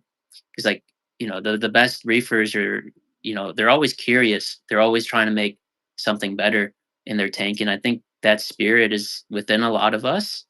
It's just demoralizing when, you know, you listen to someone give you, advice in, goodwill, and then to see it play out completely the wrong way, right? Because like when you give advice out on the forum, your goal isn't to kill that person's tank, but you have no idea what their tank is. Have no idea what that day to day operation looks like for them. and the way that they reef is not the way that you reef. So you can't just tell them to dose all your 2 part right in the morning because they don't have any corals to begin with, right? So building that the fundamentals, it's like, I think what would be really cool would be like if you could build a training seminar or like an initialization, or like not like maybe like AAA, but like for beginning reefers, everyone meets and has a quick ask and like, how do I do this? How does that work? And then someone kind of leads them, and then you have like these little groups throughout the country. That's kind of how the hobby started off with, all those little choral groups and the frag swaps that at the communal level, where now everyone has to kind of funnel onto like a large forum or Instagram, where you lose that Socratic seminar experience, you know because you can Yeah. ask a ton of questions on the forum. Just by putting it out there on the forum doesn't mean 100, 200,000 people are going to see it. It's just going to be there in the ether. Um, who knows who the heck responded to you and what they do? They could just be a troll or a bot nowadays, and you're just Mhm. like, oh well. I thought they were good, but I guess not. You And for know, like I mean, people like us, like, not everyone can contact us. And even though I love talking to people, I can't respond to everyone right away sometimes. Like I'll spend, hours talking to people I've never met, just trying to help them out with their tank. I'm like, I don't even know you, but we both love doing the same thing, and I'd rather you not quit the hobby and enjoy this, thing, because it's a beautiful, beautiful thing that we can enjoy, the world in our house in this way. And it really does build a lot of care for the environment, and, kind of shapes you to be a better person just by being in the hobby, I'd say. I think, I mean, lately, like the garden experience changed me. It softened me a bit, I should say. But yeah, I mean, it's definitely an experience, man. And I hope that, um, that people don't get so like scared off, um, that they understand it's really not this difficult. It really isn't. It's the consistency of the way you're doing things and just taking your time. But I think, like, to your point of like erroneous information, sometimes people are making so many changes at once they can't even quantify like what that change was. So when you're giving that advice, you could be giving advice completely out of bounds because it could be based on something that was unrelated to what you think it was related to, and it was one of the other changes you made that's causing this effect. And that's, I think, where we need to like find a way. How do we go more inward with our tanks and more into like, okay, how can I trust my own intuition? How can I trust my own eyes? How can I trust my instincts? Like, I look at these corals right now, and they're glowing and they're beautiful. The uncrust line is looking, solid. It has green fluorescent pigment, and it's got sweeping tentacles killing off anything as it's encrusting its line. It's got everything in it that's telling me that it is in harmony, right? It's being able to convey that that's what it's looking like, when it's healthy. And some people don't know that, I mean, and it's just taking that experience in, I think, and being able to like keep people understanding those things. If you're not looking at your corals, you're not going to see these things, so I think that's For sure. part of what I'm trying to help people understand is like, we have to be able to trust our gut instincts and know that regardless of whatever the ICP test says, or whatever the Saliford or Hannah handheld or whatever is revealing, that we don't make changes to accommodate those tests, that we make the changes to accommodate the system and the animals. And we do this based on our instincts and our observations. And I think if more people realize, like, what are those indicators, right? What are those indicators? How do I know what to look for so that I know I am having success? Because I think that sometimes it's overlooked. That's my take on it. And in quest of the perfect tank, are we are we more Are we driving the numbers and are we trying to drive the results of a test, or are we trying to look at our system and try to drive the results of what our eyes are seeing? And that's kind of where I'm trying to find balance myself, because now I'm trying to look at the test and look at it with a little bit more seriousness, but I'm actually taking that data and I'm really using some good thought to it.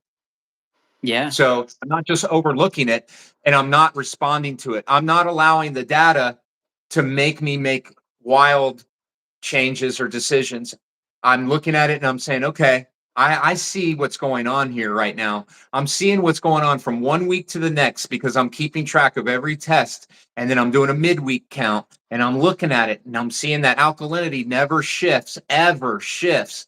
And nitrates are barely shifting, but phosphates, and so I'm like, and then I start putting things together before I'm going to start dosing that phosphate, the phosphorus, if you will. Now I'm dosing it, but I'm going to start off real low. And so these are the things I kind of want to tip, because a lot of people might say, well, you got to be at 100 to 1, and then they'll go and put 10 milliliters of phosphorus to get it right where it needs to be. And sure, it might look good on the test kit, but I don't want to tell you what the tank's going to look like the next day.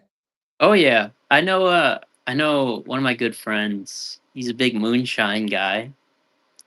And for like the early, few, months of him following moonshine, he was following a lot of the recommended dosing, and he would just do it within a shorter amount of period. He'd kill a ton of stuff, and he was just banging his head in because, based on what the tests told him, it told him to be at this number, and he wasn't at that number, so he got to that number right away, and it killed more stuff. So data shouldn't direct your action. It should be used to better inform your actions, but you shouldn't just act off because there's a red circle flashing at your face. Especially when things look fine, there might be other things that red circle might be revealing to you, right? And even if it's flashing, it might just be a testing error. I wonder how many times people have overcorrected due to a minor testing error, and then the next time they had a crazy overdose for some reason. Because that's certainly possible too, you know. In Well, the way yeah, that that leads me to another thing that real quick, I've been really meaning to thank you so much. You just brought up another really awesome point, is repeatability in testing, and treating the manner in which you test identical every single time. So it doesn't matter that, for example, the cuvette of a Hannah, right? How you rinse it, what your pre-rinse routine, what your wipe routine, what your routine is when you get that vial all the way up to the point of where you're going to press the button. Whatever that is, it doesn't matter if you rinse it with RODI, it doesn't matter if you rinse it with tap water or salt water, however you do it, just make sure that you know that every single time you're doing it the exact same way, because I think it's not the data point that we get that time, it's the data point that we're seeing happening each and every time moving forward. And it's the culmination of the data points, not necessarily that one off data point. And I think if we are to make decisions on a one off data point, that's when I think we'll see these issues. Um, but repeatability and trying to duplicate the manner in which you test, I think that's, so again, if it's off ever so slightly, that's not going to matter, because I think what we're looking for is that value each and every test, is that staying consistent, right? So if it's alkalinity, if it's off zero point 0.1 or zero point 0.2, but it's off 0.1 or zero point 0.2 every single time you test, that's not going to be such a big deal, right? I mean, you see where I'm going with this? And I think the same thing with nutrients. But I think it's when we're making a correction on every single test, and then there's the error, or maybe we didn't do the test the same way, or maybe we got a new lot of tests. Maybe a battery's running low. I mean, it could be a host of different things that could cause it. But I think if we test, it's important, but maybe not test and make gut reactions based off of that, or not make instinctual reactions based. No, that wouldn't be instinctual then, would it? Not make yeah, not Like rat. allow that Yeah. test result to lead us. Yeah. Just don't act rashly.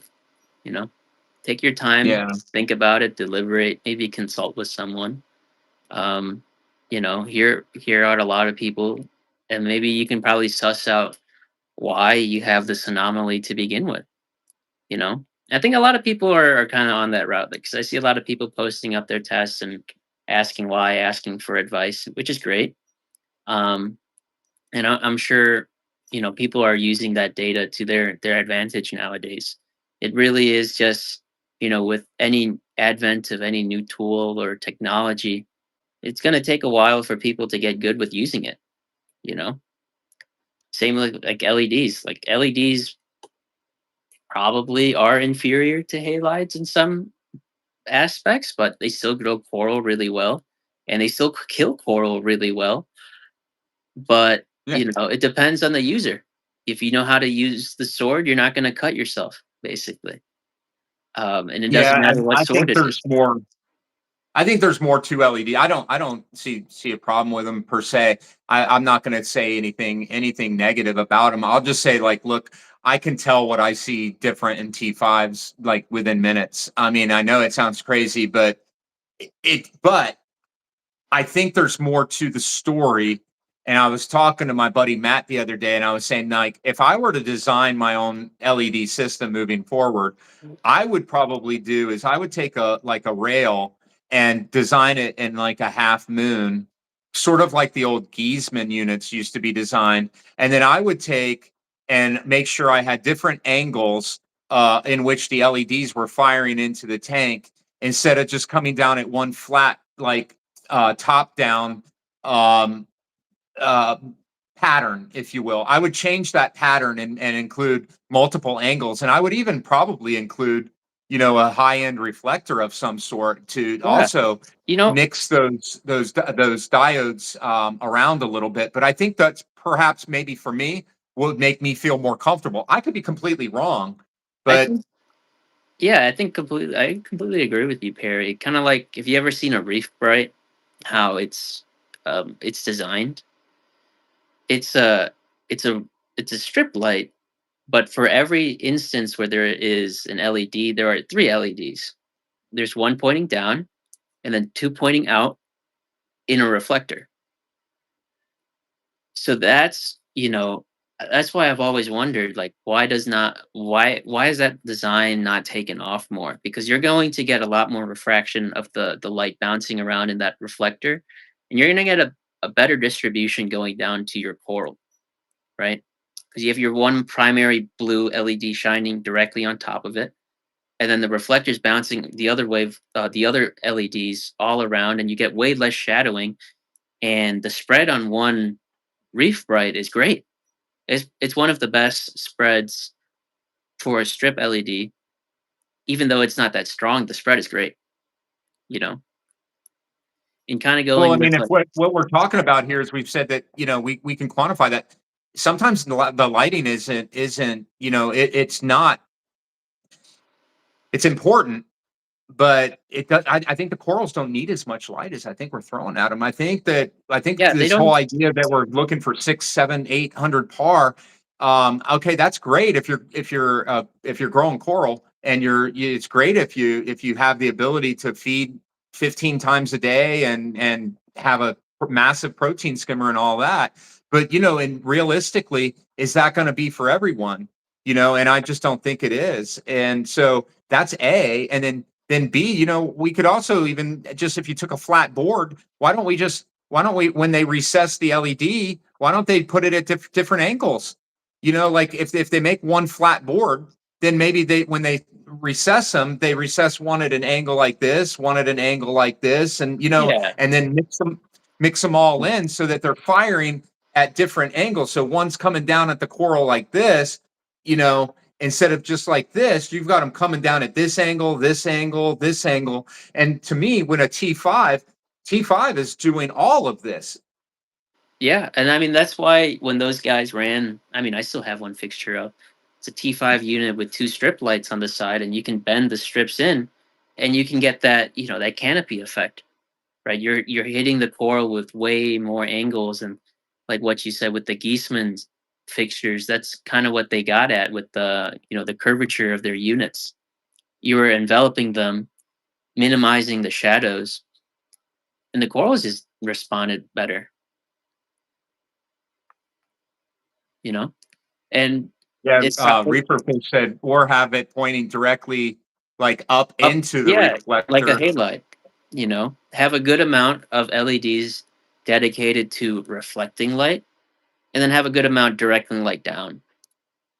Um, I'm not sure on. I think a lot of people were pointed away at that because of the poor efficiency, because you're not directing all of the energy at the object. But poor efficiency might translate to better um, KPIs in another metric, right? Because if not all the light is getting like directly blasted on the coral, but now it can get into that nook and cranny where it was getting shadowed beforehand.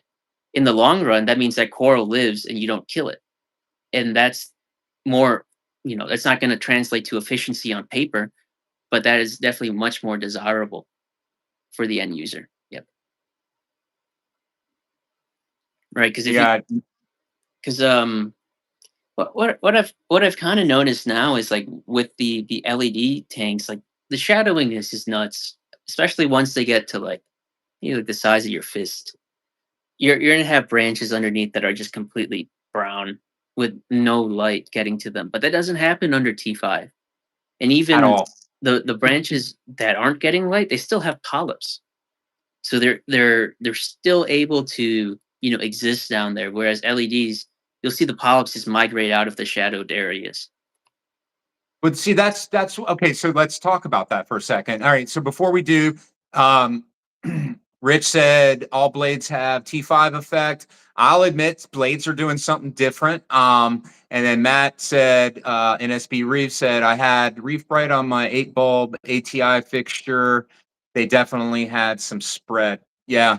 I mean, that's you already have killer spread just in the 8T5 bulbs, but yeah, I can only imagine with the Reef Brights on there too. But yeah, I mean, the thing is though, it's like, yeah, it's that it's the energy though, man. It gets back to that energy exchange, and there's also that aspect of what T5s are delivering. Because if it's the drawback, right? I mean, if you live in a warm environment, you don't really want to run T5s or halides because your AC is running all day, and you're having to run a chiller. And so if you're looking at it from an economic standpoint and you're trying to do your best to, be responsible, you almost need to lean on LEDs in some regards. So it's like we're at a sort of like a crossroads of where give and take.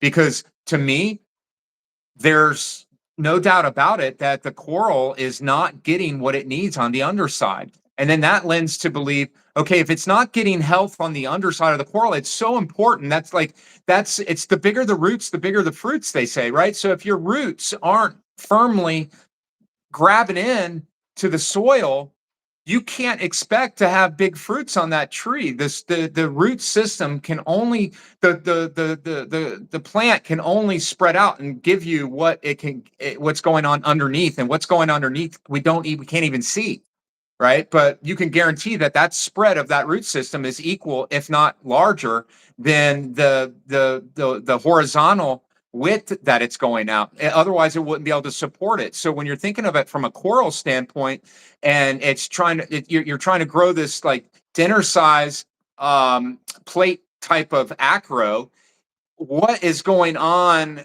when you get to about 6 inches to the internal part of that acro, when you get right into where the base is kind of coming down?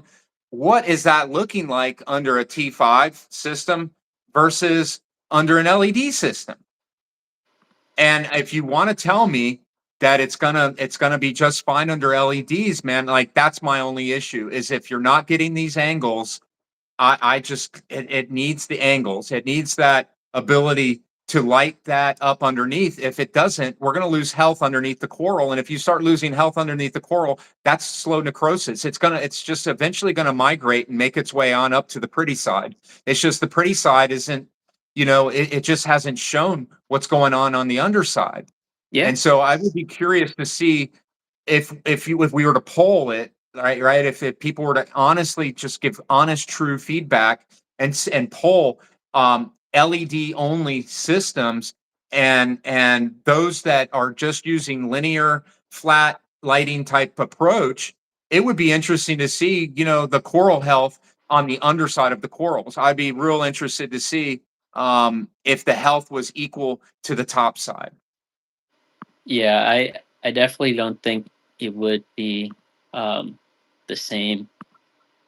Just like I mean, it's kind of like a forest, right? Or like how trees grow. When the tree is like 3 feet tall, the branches are going out everywhere. But when the tree is like 40 feet tall, you don't see those branches where it used to be when it was 3 feet, right? All the living stuff, all the living branches are all up in the canopy. Everything down there is just a trunk. Um, Same with our acros. You mean you see it out in the wild? These corals just building on top of each other. They recede to a point. They have, they've created a ton of surface area for other things to grow where they grew, and they just keep on growing at the top and at the top, just like the forest. And that's what acros do. I mean, that's the part of where they exist in the ecosystem. They build the verticality, they build the structures, and then everything else goes on and lives on their dead skeletons once they've shadowed themselves or grown too big.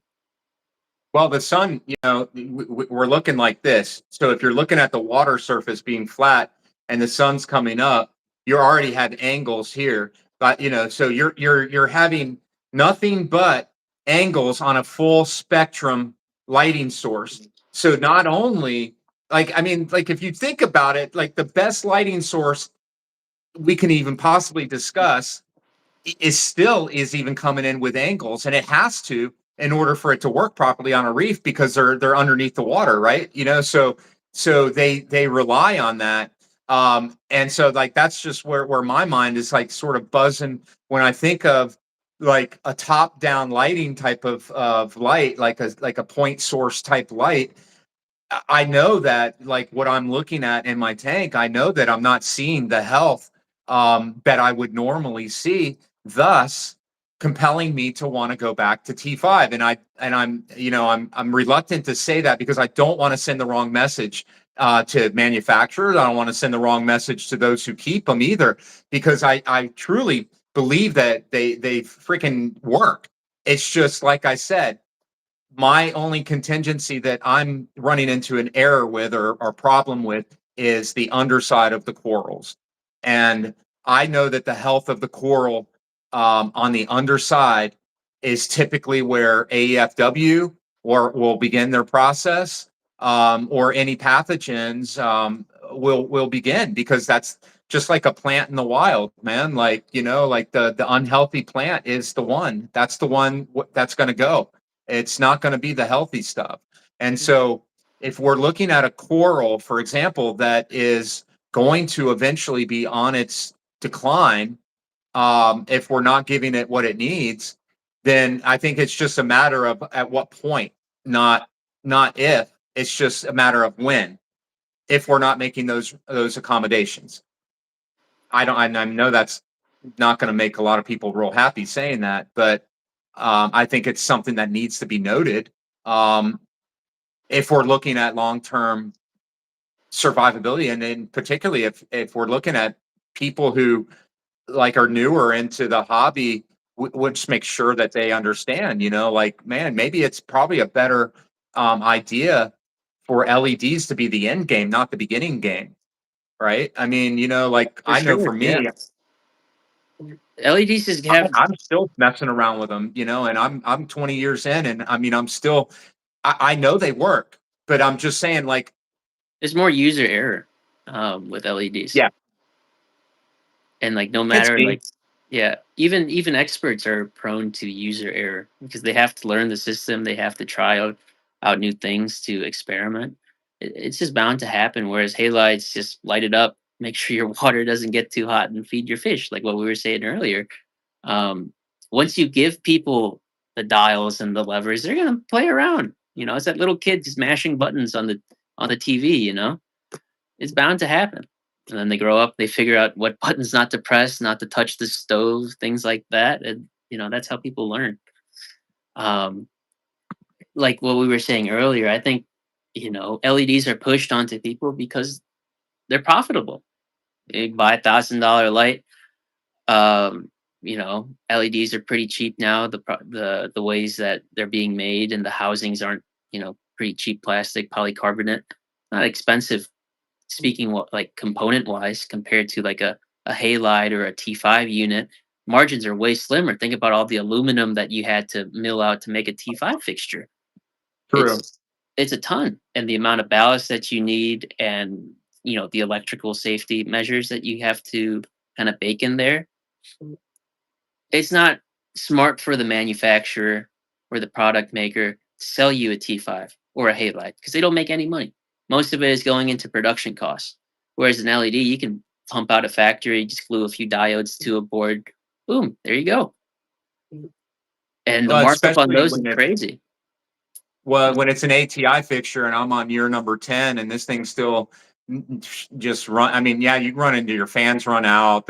You have your little issues with them, but like you just put in new bulbs once every, year, maybe 18 months, whatever. And yeah, you've got those costs, but yeah, I think that that's probably what it boils down to, man. Like the amount of aluminum, the amount of production, the amount of craftsmanship that goes in, probably the juice isn't worth the squeeze, man. Like it's from a manufacturer standpoint, and then they're looking at it from a return standpoint. You know, who's gonna stay if you're technology and you can create new new apps and new options and new features Just and phase out everything, and your you old can keep products. Yeah, you're going to brand keep obsolescence. upgrading Yep. and upgrading and upgrading. Yeah. Whereas the guy with the boring old T5, all he has to upgrade is, oh, shoot, I guess I can try a couple new bulbs. Like me, I'm real stoked. I got the KZ bulbs about to hit the fixture tomorrow.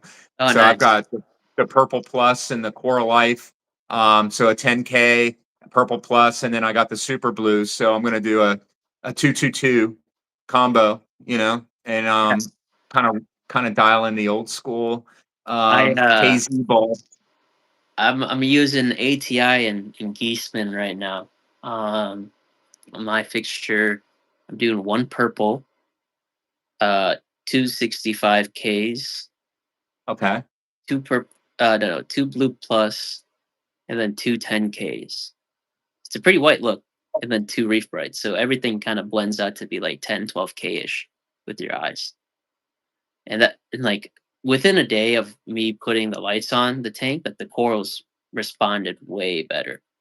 Because before I was Oh, they were running, probably they probably didn't even know what to do yeah, because because like they, they're seeing those spectrum ranges like with that 6500K. That's going to it's going to peak at 6500K, but it's still going to have all of those wavelengths down in the 3000. It's still going to have that warm glow, and then it's still going to have just a tenth of blue, but not much, but yeah, it's just just enough. yeah, the spectrum is it's mostly red, little bit of a green spike, and you know all the blues and the near UV still is being radiated. Whereas before I was running, I think six blue plus and then two purples on there, which was pretty, it worked well. But I wanted to really kind of optimize this time around, because like the blue plus and the purple look, it's kind of like those blurple grow lights that you have for like plants Mhm. and stuff. Grow stuff fine, things are fine, but you don't get that holistic, like healthy coral look. You can make certain colors really pop, but you don't have the healthiest coral, you know. And Yeah, that I mean, I've got the like I said, I'm just going to do the Coral Life, the KZ Purple Plus, and then the Super Blue, and I think that I should be able to encompass pretty much everything on the graph that I would want, and then some. And then I've got one old SB Reef bar that's like a 75 watt blue, like royal blue UV bar, and added that 6 bulbs over this little tank is, yeah, it's given it a fair amount of light, but again, I'm only compressing um, the majority of that photo period is in a 5 hour window, and that's it, man. So it gets that good push, then it gets basically basically here's how I'm doing it. I'm doing 2 hour first hour and a half royal blue LED, then I switch to two blue plus, and they stay on until gosh, around the lights go off at 7. They go 7 to 7, so around 5, I go to only LED again. So, and then I only have a 5 hour window where all the bulbs are on. So, to me, I'm trying to do is mimic the best that I can the energy that the sun's creating. So I'm not really looking at it really from a what my eyes see perspective. I'm really trying to look at it from, making sure to match the energy as well as I can that's coming down on the reef. Agreed. Yeah, I'm with you there, Perry. I don't think there's a good excuse for you, at least not to kind of follow that, right? Because do you really think that you're gonna try and outperform nature here by kind of predetermining like your um supposed optimal efficiencies? I think that's like another thing with human nature. Like once we figure out like, oh, this is optimal, we just think about, oh, I should only do the optimal thing. So a lot of times like when people work out, it's like what exercise is best to grow your chest, or what exercise is best to grow your bicep. Most of the time it's not curling, or like a simplistic routine. And a lot of times people don't work out their other components like their tendons to be able to exert that extra weight, because you're going to run into some barrier where I'm not mobile enough to bench press, I'm not mobile enough to curl, or I'm too achy in some regard. The same thing's going to happen to your tank, and once you can make those connections and visualize those, they become a lot more apparent, and then reefing becomes a lot more easy, because you got to notice that, like same when you work out, you notice that your body isn't doing what you want it to do, even though you know that you should be. You start trying to problem solve and try and figure that out, and then eventually you make your new personal record, right? I think like for the longest time, what was I going to say here? Oh yeah, yeah, for like the longest time I was trying to reset one of my systems. It was a completely dominated tank before, and then it crashed, unfortunately. But I never changed the husbandry on that tank. As in, like I kept all my units and my life support online, like running the calcium reactor and whatnot. And by me running the calcium reactor and inhibiting the pH and constantly introducing that CO2 into the system, I could never restart the tank efficiently, because basically I wasn't feeding the tank like I had a ton of acro colonies, but I was supplying it all that extra carbon and the carbon dioxide that would be fueling the growth of all those large colonies. And when you put a coral or just one or two frags in that environment, even though theoretically they have everything they need, it's too rich for them. They can't grow. And then ultimately they die. The minute I took off the calcium reactor and I went back to two part and kalkwasser, and I got rid of the pH suppression and the excess CO2, things started growing again. Nothing changed. I didn't even send in an ICP test, because I knew I've been doing constant water changes, the past year here. Why can't I get anything to grow? And then when that clicked and I was like, why is my calcium reactor running for no good reason? Things finally start to like take off again. So another thing is like, a lot of these people kind of go in head over heels with starting their reef, and they get everything and they run it day one, where, running everything day one probably isn't ideal for you. Like now people have the wisdom to not light their tank up the first few weeks of, its life, and they can kind of skip the ugly phases. So, in like what we were saying earlier, we really need to progress people through the hobby and have them experience each of the, the primary tools. It's kind of like when you play a game or something, right? And you start leveling up. You don't get the collector's item right in the beginning because you probably don't know how to use it, and you probably your character or whatnot can't even wield it properly.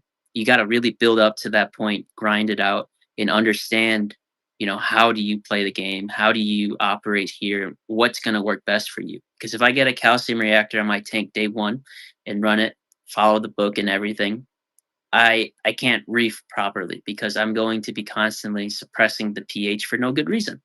And if I use that as my primary source of mineral introduction, I'm like I said earlier, you're going to be shooting yourself in the foot. But if I just said, I don't have a lot of corals right now, my mineral demand is not high, I'm going to start with kalkwasser. Kalkwasser is going to last me probably 6 months or to the point where I have enough corals. Then I do two part. And then when I have too much corals for two part, that's when I get calcium reactor, because the calcium reactor then is also going to help supplement the CO2 input, which the corals need, because at that point you'll have enough corals and they're going to require the excess CO2 for photosynthesis, right? Mhm. And so you're working out, like, every tool has its pros and its cons, and you need to know when to use those cons to your advantage sometimes, or use those pros to, kind of reel you back in. What is this? Yeah, Um, like, yeah, go ahead and read the questions, and I'll like throw in my input while you're like looking over some questions. Like, so I think you'd be better off if you were starting a tank to have no supplementation and allow the coral to drive the system. And I think what I'm getting out of what you're spilling here is allowing the coral to set the pace and set the tempo of where we are in terms of alkalinity, where we are in terms of the metabolic process. Because if we want to set it for the coral, that's not how it's going to work. The coral needs to make that demand, and then we need to be there to be able to serve that demand upon its need, if that makes sense. yeah, exactly. I mean, this goes into the topic, of over fertilization, Of course. Hmm. because, two part, or in reality, those mineral supplements too, potassium is a fertilizer. People don't think about it like that, but you are over fertilizing your baby tank that has no requirements, and you're killing the stuff through over fertilization. Hmm. You really should be letting, like you said, let the corals dictate what you do, observe them, because you can tell the minute where they look starved. It's very apparent after you do it for a while. But for the new beginner, they get told from day one you need 100 items to run a tank successfully when they have like two clownfish, right? And they don't even know when to start using it, and they don't have the key tells there for someone to say, hey, your corals are growing fast, um, you know, time to switch up or use a different method. And that's when most people start joining the forums. It's when they have their first issue, and someone just says like, "Oops, fix this small thing and you're good to go." And they're like, "Oh, thank you," but they never had that to begin with, because, like what we were saying earlier, that there's not that sense of community. You can't just ping someone that that lives like 10 minutes away and just to come look at your tank, um, or just kind of shoot the shit with them or anything like that. And if you post like a silly question online, you just get met with ridicule, which is kind of unfortunate sometimes. But then I can kind of see it from the other person's perspective, where if you've had to answer the same question 100 times in a day, it does get annoying. So, like what we were discussing earlier, that's that key deliberation and that search that one has to conduct themselves, right? Because Hmm. the minute that you teach yourself something, you never forget it.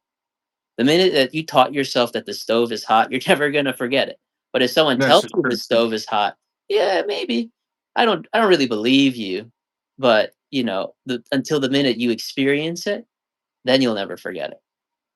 And that's how we kind of have to teach these people and kind of expose new reefers to those outcomes, and the way to kind of problem solve and progress. the right way. Because to be honest, I don't think you need a calcium reactor until the majority of your corals are the size of a golf ball or a tennis ball. You know, and if you have that calcium reactor, it might not even be really needed because Well, and I would also like echo on that. Like, if you're living in a one bedroom apartment and and you have a 150-gallon aquarium, and you have two dogs, you and a wife, and everybody's living together in that one, and you're suppressing pH. You may want to look at another alternative for your minerals, right? And so calcium reactor may not be good in that situation. Whereas if you're in a home where it's near a window or whatever, and you got constant ability for that doors or near a door that's opening, you're going in and out of the door, a few times a day. Just the virtue of that air exchange, sometimes is fine. A calcium reactor can be wonderful, like in many circumstances. But I would even say like that should be something that you look into when you get to a certain understanding of chemistry, as it relates to reef keeping. But putting a calcium reactor on a tank, right? Like, as somebody who's yet to understand that aspect of chemistry, probably you're not gonna be able to understand the dynamics of how it's doing its thing, and you're probably going to be better suited for something that's a little bit more linear, like an A and a B, or maybe just a Kalkwasser. But yeah, I think that that's also something where we get these tanks, and we've got to have it up on Instagram. It's got to have all a 40 pack of the hottest corals, and I see it, dude. I mean, I'm looking at it every day, and I'm seeing like the rock is faux rock. It's not even real. And look, if it gets pulled off, awesome, cool. Like, but I'm thinking, man, I feel bad because this is a heartache in the making. Like, it is just it's already a heartache in the making. But if they pull it off, man, congratulations. But seeing like a day one sort of acro dominant system with no real live rock running under LED only, you might get away with it for a little while. But I'm just like, I'm just it makes my heart hurt a little bit, because I just feel like when I look at it, and this channel is not like sponsored or nothing, and I look at it, I can say it for real here, and I just can't imagine like where we sit in the hobby, where people have to feel like they need to be show worthy in a month or 6 months or a year even. I mean, like, honestly, dude, I don't even think you should. I think like 2 years is really reasonable of a good time, but not to throw a time at it, because there really are no rules. But it just hurts, man, because you're like, dude, you've spent all of this money. You don't have the first coral in the system. You've got a computer, you've got lighting that is super expensive, that's not even necessary yet. You've got a calcium reactor that won't be necessary for 2 3 years, and all of these things are running. And yes, it looks badass, but then we put in a $15,000 order of corals, and we think just because we're now at 25 grand on a 150-gallon aquarium, that we're gonna have the most badass tank. And yeah, it bro, doesn't it work just like doesn't that, man. it doesn't equate. And Yeah. like I said, I would rather see somebody start off with a 150-gallon tank, a couple Oh yeah, power head, run it cheap. a not even a protein skimmer, no skimmer. Just keep it off. Don't even need it in the beginning. You know, in the very beginning, you could probably or put it on a very low setting and just let the system just do its thing, right? And Yeah, then let the corals. When you have $10,000, you can spend $10,000 in getting really good premium rock, really high quality sand that is going to go. The animals that you need to make sure that that sand is turned over, the invertebrates, the microorganisms, the Indo-Pacific sea farms order, the inoculants. All of these things. but yet these are the things that are not being on the front loaded. And so that's my issue. I feel the reason why I wanted to start these conversations, because it's like, bro, if you're going to spend the money in the beginning, front load the Oh biology, yeah, yeah. spend the money on the biology. Yeah, Sorry. yeah, exactly, 100%. I mean, if you're willing to put the money out there, you can really reef, easily, I'd say. If you spend your money wisely, and like you said, spend the money on the biology, spend the money on the right support systems, and really just don't spend a lot of the money on like the really fancy thing, the gadgets. Like you don't need a roller mat until maybe like 2 years when you have a ton of fish. You don't, like you said, you don't need a calcium reactor until you have a ton of stony corals demanding it. And you can run your tank really cheap and efficiently. And that's definitely going to get a lot more people through the door by saying, hey, I cut your gadget requirements down by 50%, and you might not even need them down the road. So actually running a tank is going to be half as costly. And people are going to be like, hell yeah, hell yeah. I don't have to spend a grand on a light. I can just kind of use like a shop light if I just want fish. That's sick. That's what I used to do too. And back in the day when we were starting off reefing, we didn't have the craziest, the nicest equipment. We were pretty much just like leveling up each time. You save some money, switched out the maxi jet for like a Coralia, and then you save up a little bit more money, and then you get an MP40, and then all right, you look at the next thing, and you got like this old. No, remember, you had to go from the Maxi Jet to the Maxi Jet mod, but you had to Oh actually yeah, buy the mod kit, remember? And then you yeah. actually made the mod kit yourself. They come with the And mod remember kit now. Yeah, which is kinda cool. oh. Which is But cool, you you remember know? when Toonsies when Toonsies first came about, and like, man, like that was just those little Toonsy nano streams just totally changed the whole Yeah. dynamic of reef keeping for me. Oh, yeah, like those like that iterative, learning of each new technology and then becoming a pro at using that new technology, you level up and you take a lot of that experience with you. But now you hand the new reefer the end state of everything, and he doesn't even know where to begin with. He shouldn't even have all those dials because he doesn't know what half of them do, right? And You could be that's like yeah, go I ahead. say you could be like me and take a sleeve of a BRS reactor and cut a hole in it and fill it with zeolite, stuff a MaxiJet 1200 in it, and make a top flow zeolite reactor, or like a upflow zeolite reactor, and not have to spend a couple $100 on a little Zeo reactor. And this thing actually, I honestly I couldn't have. I don't even know that I would want a Zeo reactor. This thing works perfectly, and it's a low footprint design, but it's like it goes back to this idea of like when we start making our brains work and we start wrapping our minds around the needs of the system, the corals, what are the tests and the data showing, and how does that kind of parlay into the way the system's running, and we've given it observational thought. Those are the ideas that then spawn the do-it-yourself ideas that in many cases make a lot of these pieces of equipment completely unnecessary on the reef. And so that's the other side of it, is you don't see a lot of that DIY mentality. It's like everything has to be in a perfect box and glossy on the shelf in order for it to be considered Yeah. usable. Yeah, like I remember a lot when I was growing up. Like I would be messing around with the tank, and I'd tell my dad about this new gadget, or like, oh, can we get this? And it'd be like a few $100, and I was like a little kid. I'm like, where's your money? And I was like, I don't know. But he would always hit me with, where's your creativity? Right. And I think that's a really great question to pose to anyone, or especially like a young mind, right? Because it gets you thinking outside of the box.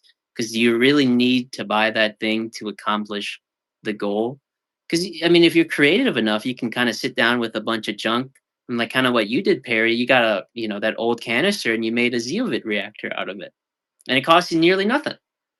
And then when you tell someone else to like fix something with no resources, that's when true ingenuity and innovation is made. Because like my dad would always tell me stories when he was young and growing up in Vietnam. They had nothing living out there, especially after the war.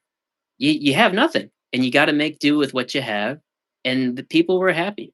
Whereas like over here in America, he's like, everyone has everything, yet everyone is so sad. Why is that the case? You know? And the same thing with reefing now. Everyone has everything that they could need. Why can't people grow tanks better? Why aren't more people succeeding? And that's kind of like the same, dynamics that we see, in reefing and in our, world too. Once you give them, once you open Pandora's box, is really not going any back. Well, when it comes to um when it comes to like diet, nutrition, when it comes to gardening, health, working out, really like reef keeping, really anything for me, um the success is time. And so when somebody says, well, how are you successful at that? I take a given amount of time every day and it's going towards this one thing. Um, it's just, if you want to be good at something, it's you got to put the time and the energy into it, and you have to work at it, right? You have to get to understand it. You have to know the intricacies, and you got to be willing to fall in love with the process. And so when somebody asks me something, I said, it's the process. One thing I would never change about anything about, the weight loss that I encountered over a certain given period of time is what it took for me to get there. It's the process. And when I look at the reef and stuff like, I think about the process, of when we enjoy the process, when we find a way, then we slow time down and we make it to where we can enjoy what's going on right now in the reef instead of trying to fantasize what that reef is going to look like in 6 months or a year or whatever. Granted, the ability to have forward thinking and to be able to visualize, sort of what you are going to look like in 6 months or what that reef is going to look is absolutely critical, but it's the process. And I think a lot of people want to get to the end result and have overlooked of what it feels like to go through what does it feel like to work your ass off every day? What does that do to your system? What does it do to your endorphins, and when you're building, your oh gosh, what is it? Your uptake, not your serotonin, your help me out with it. You know what I'm talking about? It's your reward system. Oh, Um your dopamine. yeah, exactly. Your dopamine response system. To me, I think that's so many people are getting so many false dopamine hits, and of course social media kind of lends into that, but it goes in it's like we see all these things sort of cascading into the same place regardless, and it's the dopamine and it's the instant gratification, and I don't know that that's something that's probably this isn't probably is going to be a very challenging hobby for that mindset. And so I think that's a part of it, is like shifting the mindset to understanding, to find love for where you are right now in that state of where you're at, find appreciation for where you're at in it, and know that eventually you are going to get there incrementally in time. But to think that you're going to see the reward, and we see it on Instagram, right? We see these tanks where these European tanks where it looks like, I mean, you can tell they just put some of the most high-end acros, just laid them down, and it looks like a fully mature tank. And we both know that ain't the reality. And it's like you're skipping all of the process to get to this result. Well, guess why you're not happy? Because you weren't there to see the hardships of an alk spike and what you had to do for the alk spike, or what happened when that fish died, right? You're trying to skip to a full-blown reef instead of enjoying the process of what it looks like to be cycling, what it looks like to find that first nocturnal microorganism at night when you have your flashlight out and you see that weird thing that you're just going, there's no way this is a normal life-bearing creature. This looks like an alien, and we go through this thing, right? And then that's why I fell in love with it. And so I guess I'm guilty myself, right? I'm guilty in the past of wanting to of like overlooking all of the things that made this hobby so special for me. I can tell you it's returned, but I do get a sense out there that many people are not finding happiness because they're not embracing the process. They're not Yes. embracing the work that it takes. You didn't graduate from Princeton without a lot of excuse my language, without a lot of freaking hard work, a lot of studying, a lot of staying up late at night, a lot of getting sick, a lot of all the stuff that it took for you to get there. Now, granted, some people could probably pay their way, but I know you, and I know that that's not going to be, that's not you. But you understand where I'm going with this. That's true knowledge. That's how you learn. And so you can't learn about what it takes to grow a reef out if you want to be at a fully blown mature reef in 2 or 3 weeks. And to me, I just think you lose all of the fun in the process. Me personally, but you Yeah. can expand upon that if you wish. Yeah, it's like when people buy, a black belt, in like jujitsu or something. Oh, cool! I got a black belt, and then you start sparring with someone, and they turn you into like a human pretzel. It's like, are you really a black belt, or did you pay for it? Who trained you? Who taught you how to do all this stuff? And does it really mean that having a black belt or having a full blown reef tank, does that make you any better of a reefer or an aquarist? Who knows, right? It's like you said, you can't just pay your way to success, and even if you pay your way to success successfully, you don't have the gratitude in it, right? If you get someone to maintain your system, or like those really high end clients that just want people to give them a nice tank, they have no clue what's going on. They just like, oh, it's cool. But versus the guy that's really in with it, and he might have a maintenance crew go in there, but he's directing, and he has the passion himself. He's going to be able to tell you everything that he did, why he did it. And he probably has a journal that he's logging everything in, and that's a completely different individual, even though he might have been paying for it. It really goes down to what you take out of it, and I think that's something that was kind of reiterated a lot, even like at school. It's like a lot of these classes, you take a blow off class because it's easy, but it might be something that you really take for granted in the moment, right? It's like, oh, why am I here just to waste my time? But one or two tidbits of information you might hold on with you your entire life. Um, like in a lot of my reefing epiphanies actually happened at school, and after I took a class in theoretical ecology. It was one of the like departmentals that wasn't related to like the core studies, and I was like, theoretical ecology. This sounds like a hippie class. It's like, what is this about? But I took it for fun, and it really taught me a lot in terms of like how ecosystems are managed and how those dynamics play. And after I took every time I went to that class, I was super stoked because I knew I was going to learn something that could make me reef better. And Yeah. and I was just so ecstatic to go to that class. And my professor, I think he was like 80, or he was pretty old. He's a pretty old guy, but he had a lot of life, and he could really, command your attention. And making those connections from this theoretical lens into an applied lens with reefing, I was like, wow.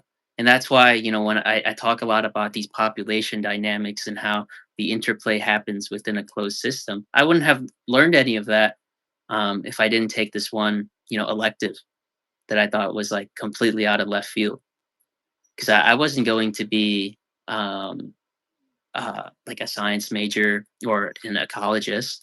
It was just something that, used related skills in a different lens, because we were just applying a lot of mathematical models in like nature to like disease spread and things like that, which was really cool. Um, but you wouldn't have been able to connect that to a living ecosystem if you had just learned the pure math and you weren't exposed to the connections and then the real world application. Because a lot of people can be incredible. Like I met geniuses, but they couldn't put it to paper. And even nowadays, like I mean, in the real world, you see it too. You can meet the smartest person out there, but why aren't they rich? Or maybe they might not choose to be rich, or maybe they just don't have the ability to put it pen to paper, or really harness um, that knowledge that they have, that you know being a subject matter expert in something doesn't necessarily correlate to you being the most uh, famous person too, right? Which was really cool for me to see and observe, and then take all this stuff and to like put it in a hobby that you're really passionate about. It was really cool, and that's why, um, I took all that information. I was like, how do I grow my acros better in a tiny box? And a lot of it, once you can kind of parse through all like the hard math and the literature, it becomes very apparent because like what we were saying earlier with the transfer of energy throughout the ecosystem, you can't grasp that if you don't even know how the food web works within a tank, what energy a coral needs versus a fish. And granted that they all exist in one system, the one source of energy is all going to be the same, either the sun. The sun converts that light energy into algae biomass, and then the zooplankton grow up, and then the zooplankton get eaten. They're turned into mush again, and then that cycle completely recirculates over and over and over. There's nothing new with these systems. It's just how do you read it? How do you interpret it? And how do you digest that into action? Yeah, I think it's important because I mean, just if you were to live on the reef, um, and you were to be witness or privy to witness the reef and its organic natural state day in and day out, and spend a lot amount of time, you would probably see that the it would shock the aquarium keeping world, about all the changes that ensue, on any given day on the reef. And we I think that we go wrong mostly when we overreact to something being a little bit out of bounds, and it's our remediation that sometimes causes things to go funk, not necessarily, the situation in itself. Um, I think it's how we react, right? And because I mean, like you could look at alkalinity, you could look at nutrients, you could look at all these things, and I've already proven in my own little system right here. I mean, I've seen it go from 5.1 DKH to 11 in the matter of a month span and not lose anything. But you could put in, for example, a trace dose, right? And it could be concentrated in a heavy metal that knock something out in literally one small dose. And so, it's just I think a lot of times we want to hold on to these truths, these absolutes that what I'm trying to say and what I've learned is I don't believe it when we're dealing with nature. I don't believe there are any, and I don't think the rules really exist. I think the only rule that does exist is survival of the fittest. I mean that's the rule that I tend to go by. It's a survival game, and every species is trying to hedge their way and trying to find their way for survivability. And so, I think that's the one common thing that I can say that I've observed in nature is just that being the one rule that I can say that I feel exists. But outside of that, I try to immerse myself in nature, whether it be looking at this tank or whether it be, spending a lot of time outside. I try to stay away from the internet and stuff like that because I don't like where it takes me. So I try to reside my brain into, that other world. But, I'm just kind of bringing that up that I think a lot of times we just want to hang on to these absolutes. And I think that the one thing that nature will always prove is that there is no absolute. Oh yeah, 100%. Yeah, I 100% agree.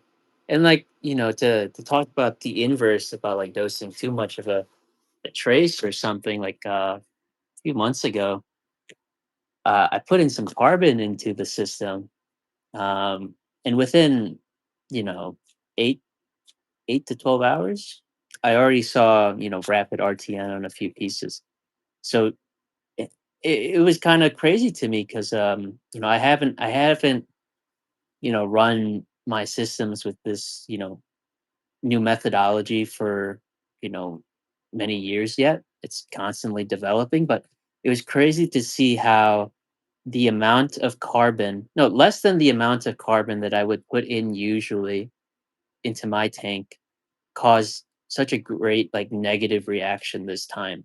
And that really just, kind of goes to show you how near down to the wire I am running that tank, just running it naturally and having all the biology sustain itself without me dosing anything. Because, when you're kind of coasting in your car, you hit any road bump, it's going to be pretty rocky. And that's the same thing what happened to my tank. I thought, my water was a little bit tinted is from all of the feeding. I was like, I'll maybe polish it with some carbon. And that was probably one of the biggest mistakes that I could have done versus maybe just wet skimming a little more or just doing some calcium carbonate to flocculate the water. And that's all I do now. Like I've discontinued carbon on all my systems. I'll skim water if I need to, and I'll just follow up with calcium carbonate at a dose that will clarify my water. No more carbon, no more removers of any sort because I'm more so worried about the imbalance that it will cause and what that will lead to. Because if you remove the water, if you do a water change, you're removing everything in a good proportion and resetting yourself at a good baseline. Whereas you put in an absorber of any type, you can really skew out everything because it's not removing everything within ratio of each other.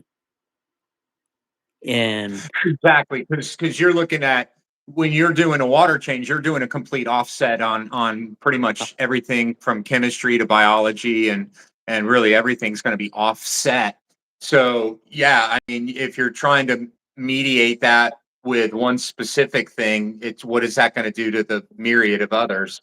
Yeah, right, it's hard. But that's like going back to what you said, Perry. You should really just let the corals dictate what the tank needs. So I didn't need to run carbon at that moment. It was more so because like I thought my water was a little bit too tinted for what the corals would like. It was my preposition or my judgment that led to this issue. It wasn't the corals telling me to do this.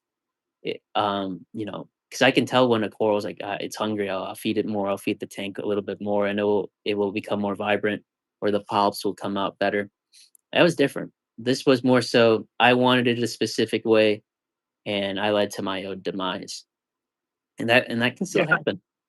It's Human. like when you start off in this spring we're going to start planting seeds and stuff, and if you're to start them off in a nutrient mineral rich soil, you're going to be running into problems because they just can't They get handle rot. that.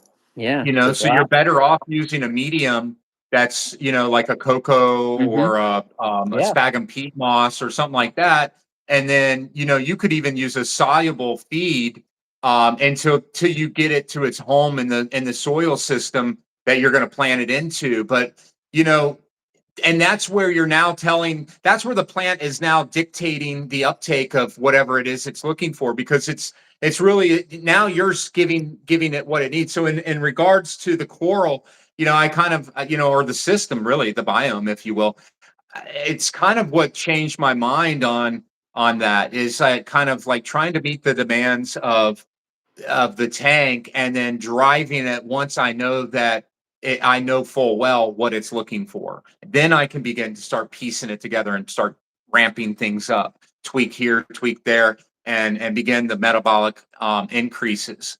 Yeah. I mean, that's why when people start off their tank with a bunch of frags, you really shouldn't go too crazy on feeding or dosing your tank with stuff.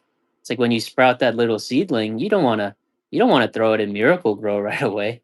It's probably gonna rot, die, get It's nitrogen going to burn or burn it. whatever. Yeah, exactly. You let that little frag grow out, let it blossom a little bit, and then you can start dosing stuff as you see your numbers fall down out of range and whatnot. And that's what people kind of misinterpret here. They want it day one, but in reality, that one frag might grow one polyp per day if you're lucky. And count about how many days a full acro colony is. That's like thousands and thousands of days, right? You can't get thousands of days overnight. It's impossible. But we want that you know that that fantasy. We want it right now, and you just can't have it. Nature just doesn't work that way. But you can definitely make nature work a little bit faster if you go along with it and you can guide it the right way. Um, it's like when you start your tank, run it nutrient poor when everything's still small, and then once everything's colony size, you don't even have to worry about nutrients anymore. They just disappear. You could feed your tank with a bajillion food items per day, and you're just like, no algae's growing. That's amazing, you know? And that's a really great cue for you to, as a reefer to learn, is my algae growing? How much coralline is growing with respect to my green film algae? Because if the coralline is growing, calcification is plentiful in the system. And if you can you can kind of skew the coralline growth to like the kind of fleshy algae growth. It usually indicates that your acros or your stony corals are growing much faster too, providing them that high pH, providing them Hmm. um, that basic environment so that they can help precipitate a lot of the minerals out of the water. And if you can pick up on those cues and then you can really hone in and dial it, it's like being a scout at like any sporting event, right? You're looking for that next superstar, and if you got that eye, you can be a really great scout. You can really find that the next all-star Tom Brady or something, and it's like you with your tank. You got to be out there constantly looking, constantly observing, and then once you find that spark, try and understand it, how to make that spark even brighter. And then reefing becomes a lot easier for you because you just kind of coasting on coattails at that point. Yeah, so I think a lot of times, if we look at the tank, as a whole, and we got this new tank set up, and we got these new fish in it, and we got all these little frags down. We don't need all these MP40s. We only need maybe one. We don't need the high flow yet. We don't need that turnover yet. We don't need that highlight yet. We, you know, what I'm saying is, I think people think that the parameters for keeping acropora are what dictate the state of the tank, and the state of the tank should dictate where the acroporas go. Or you know what I mean? Like I think we Yeah. want to have everything where it needs to be, thinking, well, it's got to be. I got to have high flow. I've got to have highlight. I've got to have, I've got to have a system in place for the minerals and all of this. And we're so focused on all of these things, but yet none of it's really required until the coral gets to a certain point where it then requires that pace to be picked up, or for things to be sort of in line with where it's at in the state of its growth process. So I Yeah. think maybe we're trying to create acro colony conditions day one, when we don't need acro colony conditions day one. We need conditions to just support frags. Yeah.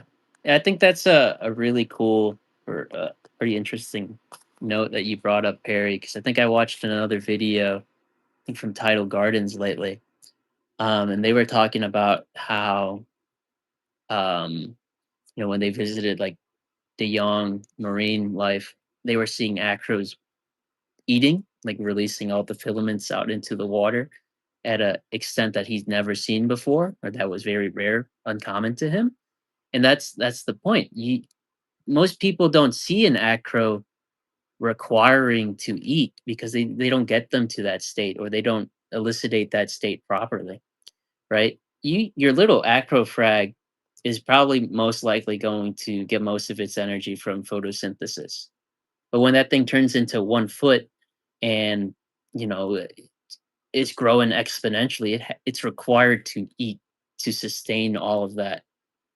And if people don't provide it, or they don't even know that this thing can eat to begin with, they're not gonna help it out. You know, they're not gonna help the coral get to that next state, understand the tank and where it is, because some people will grow beautiful corals, and then they get to a certain point and they start getting pale because they haven't changed their husbandry. They still feed the same 2 cubes of food, and you Hmm. have 10 times more coral now. You can't do that. And then when you get them to the point where they are feeding more properly, that thing takes off and then the color is better and they're like, "Oh shoot, I can't feed anymore because I've run out of space in my tank." Like I can't even put the food in the tank anymore because the fish can't swim and eat it. And that's where, the ideal end state is like you have corals growing out of your tank, right? But it's so hard to understand the needs in the moment without you being introspective and keeping that journal, keeping that log, and understanding the progression of the tank, what's happening today versus tomorrow, and yesterday. So if we can kind of like switch into like a final thought, I really want to bring into the final thought, like the concoction and how this needs to be talked about, how this plays in, and how we can probably benefit, especially mini tanks. If I'm understanding this correctly, which I think I have my mind wrapped around this pretty good. Really good in a system, particularly a system that's getting up and running, like a system that does not have this state of being where we're talking about a high fish population fed multiple times per day. Yeah, we get into that scenario. We probably could lean on that high fish population being fed multiple times per day and probably get all the nutrition we need. In fact, more than nutrition we need for the corals. However, the concoction, I think, still fits into that system, but I think it also fits really well into a system where, like me, for example, where I'm having already having nitrate issues, I probably would rather not feed multiple times per day. I'd probably rather lean on a little bit of supplementation right now. So you want to expand upon like the design and like where you feel the scenarios where it benefits and so forth, and sort of like what was your thinking? Like Yeah, because like what were you trying to bring forward in the design? Like. 'cause my thought process was we don't have a lot of great tools at either extremes of the spectrum, right? Fishless tank or extremely coral dominated tank, right? Because in a fishless tank, you have nothing to feed your corals. And by feeding them a lot of the commercial dry foods, you're just creating a lot of waste because the corals aren't eating it. You don't see an active, at least from the acropora, you don't see an active capture response. They don't digest that. And you're just deteriorating your water column. And on the other side of the spectrum, where my most of my tanks were, I had too many corals for the amount of fish and the feeding that I could throw into the tank, right? Because it got to the point where my corals were too big and the fish couldn't, swim fast and get the food fast without injuring themselves. They go to the food, hit an acro branch, and I got to glue the frag down and I got a bruised fish. And they would hurt themselves and they would, die over time. And you can't force those injuries by feeding the tank a ton, right? Because you're just gonna lose your fish through stress, wear, and tear over time. So I was thinking about the fundamental mechanisms of how a reef operates, how we were talking about earlier, the nutrient transfer between each level. If we understand that, the majority of the inputs that we feed our tank aren't really digested by that first consumer, it's passed on in this like, you know, iterative chain slowly and slowly and slowly, then we can kind of understand, the core limitation is the transformation of the energy, getting that energy into a bioavailable state. So what the concoction is you're fermenting all these ingredients just like what a fish would do. It would eat the food, grind it up, acidify it, inoculated with bacteria to further, degrade the components, release all the amino acids and the other compounds, and then transfer it, release it from the fish, and then the next guy gets it. So if you can essentially store this, ferment it, keep it shelf stable, you can you can pretty much introduce the nutrients when you want and when you need to, and ensure that there isn't a lot of waste because because it's fermented, you see, the nutrients become readily available right away. You see a spike within a day, and then the next day, if you have enough coral load, it's back to normal. Whereas if you dose roids or like a lot of the dry foods, it will linger. It lingers longer because it has to break down, it has to transfer from chain to Mhm. chain to chain, and you get that like slow tapering effect where most people and how most reefs operate, they operate off surge dynamics. So it's boom, it's there, then it's gone. That's how it has to work. It has to be there and then go. It has to be a ton and then filtered out right away. That's the only way you can keep these systems steady. They don't do too well in constantly elevated nutrients. Like you'll see in a lot of papers, they'll keep them elevated for a long time, and then you have poor performance of the coral, and then you run into other issues. So if we go back to our founding assumptions that or our founding assumptions that energy transfer is inefficient in our system, we really have to focus in and optimize that process. And if we understand that uh, the energy is used at each layer and passed through, and if we can, let's say, skip a layer, let's say we skip the amount of fish that we have in there, and we can feed our corals directly, we get a greater return on our investment. We have to spend less money. We have to spend less time worrying about the water conditions because it's targeted in that manner, right? So you're trying to, so essentially with the concoction, we were trying to mimic what the, like, sort of incorporating what the gut biome might have influenced that feed It, through the fermentation process. So it's kind of like a mimicry of sort of like what the digested food would sort of, right, mimic or resemble, or right. You like um, you're basically artificially, replicating fish. You have you can't have 100 fish in your tank. You can't have 100 fish in your 100 gallon, but you can simulate it by feeding your fish your tank like you had 100 fish or something like that, right? But most people can't feed their 10 fish like they have 100 fish because there's be a ton of food just lingering in the tank, not getting eaten, just rotting. So if we can kind of simulate that and skip the intermediary processing step, you can get better growth. You get targeted growth, and then like the guys over in Germany, if you've ever seen some of their videos, like they feed their tank like crazy, turns into milk, and they have no fish. They have very little fish compared to the amount of coral they grow. And what do they have to do? They have to feed like crazy. At the end of the day, it's nutrition that drives reproduction.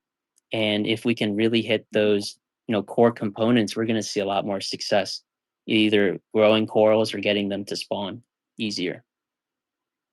okay. Because a lot of people, I think in the states, they feed their fish really well, and they don't see the benefits of feeding their corals directly because they feed their fish really well. And like what we were saying earlier, it's not so much about the quality of each unit that the fish eats, it's about the volume. If they have the constant um, flow through of food, it's constantly depositing onto the coral that 70% of the nutrients that it passes on or something like that. And when you feed a really highly concentrated food like a pellet, you really have to limit the amount of volume that you feed the tank per time, right? And in the long run, the low density, high volume feeding strategy is going to be better than the high density, low volume route. Because what happens when you have 100 corals, right? And you feed a very small amount of pellets, you're going to have the most competitive coral strip out that abundance right away, and you don't have anything residual for the less weaker corals, and then you see them starve out in the long run. And then you just have the most robust specimens in your tank. But if you can kind of keep that low dilution and constantly have it available, and then surge it now and then, you can supply everyone with the bare minimums, and then you can keep things longer, and kind of improve your survivability in the long run, right? So now the fish do. I remember correctly. I think the fish also wanted to eat the concoction too, right? So now you're also getting Yeah. a little bit of that benefit as well. Well, with some fish that do want to pass it through their gut, you know. Right. Yeah, and like how we talked about earlier with the flamingo tang eating 200 poop pellets in an hour, it's just natural behavior. Every organism just wants to gather energy, right? Um, if it's the easiest way for them to do it, they're gonna do it. If it's harder for them, you know, they might not want to do it, but if they're forced to, they're gonna, right? And that, of course, and in the botany world, or I would even transfer on over to the coral world. If you're given the most pristine conditions all the time, are we building a resilient coral, or rebuilding possibly a weaker specimen? In the long run, I would tend to believe that we're building a weaker specimen. So sometimes it's those environmental stress factors that perhaps build a hardier, more resilient coral, that's capable of withstanding some of these shifty conditions from time to time. And maybe that's also something that we can get into on another video. But maybe we do overly baby, and maybe we overly care. Maybe that could be also a problem with certain systems, is overtending. Yeah, I think it should kind of be like a like how I like to run my tanks. It's a quick saturation and then very fast dispersion. Like your tank shouldn't be saturated with food or anything for any more than a minute, right? Or if it is, it should be filtered out right away. Because like how I use the concoction in my tank, it's like once or twice a week, about a gram per my tank's about 160 gallons, about a gram in there. The water will kind of cloud up like dust and it will linger. But after about half an hour, it's all gone. So you saturate that water column, everything is covered with at least some, bits of food. They'll capture it, they'll get it. And then for the rest of the day, it's clear that water has to be filtered so that nothing is, essentially rotting and decaying on top of them. And I mean, it works just like the fish, right?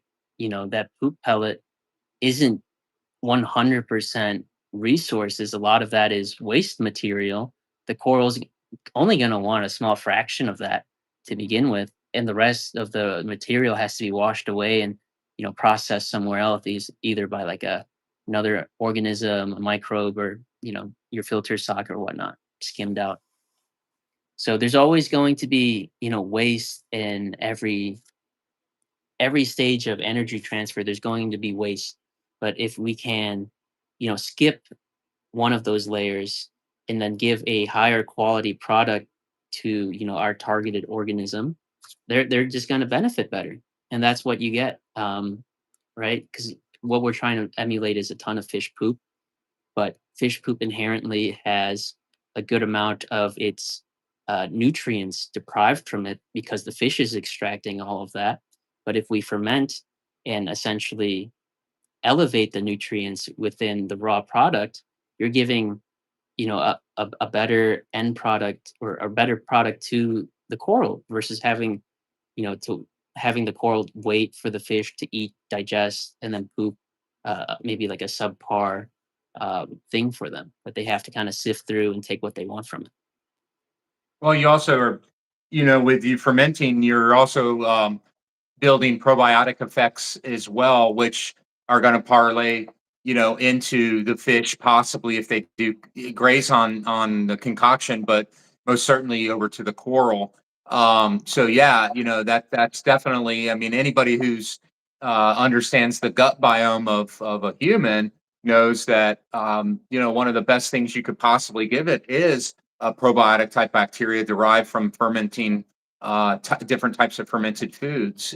So um, a very, very interesting take on incorporating sort of a gardening health barometer or approach, if you will, not a barometer, but more of a like sort of a health approach or a gardening approach, and then bringing it, infusing it into the reef world through the concoction. I think that's pretty interesting.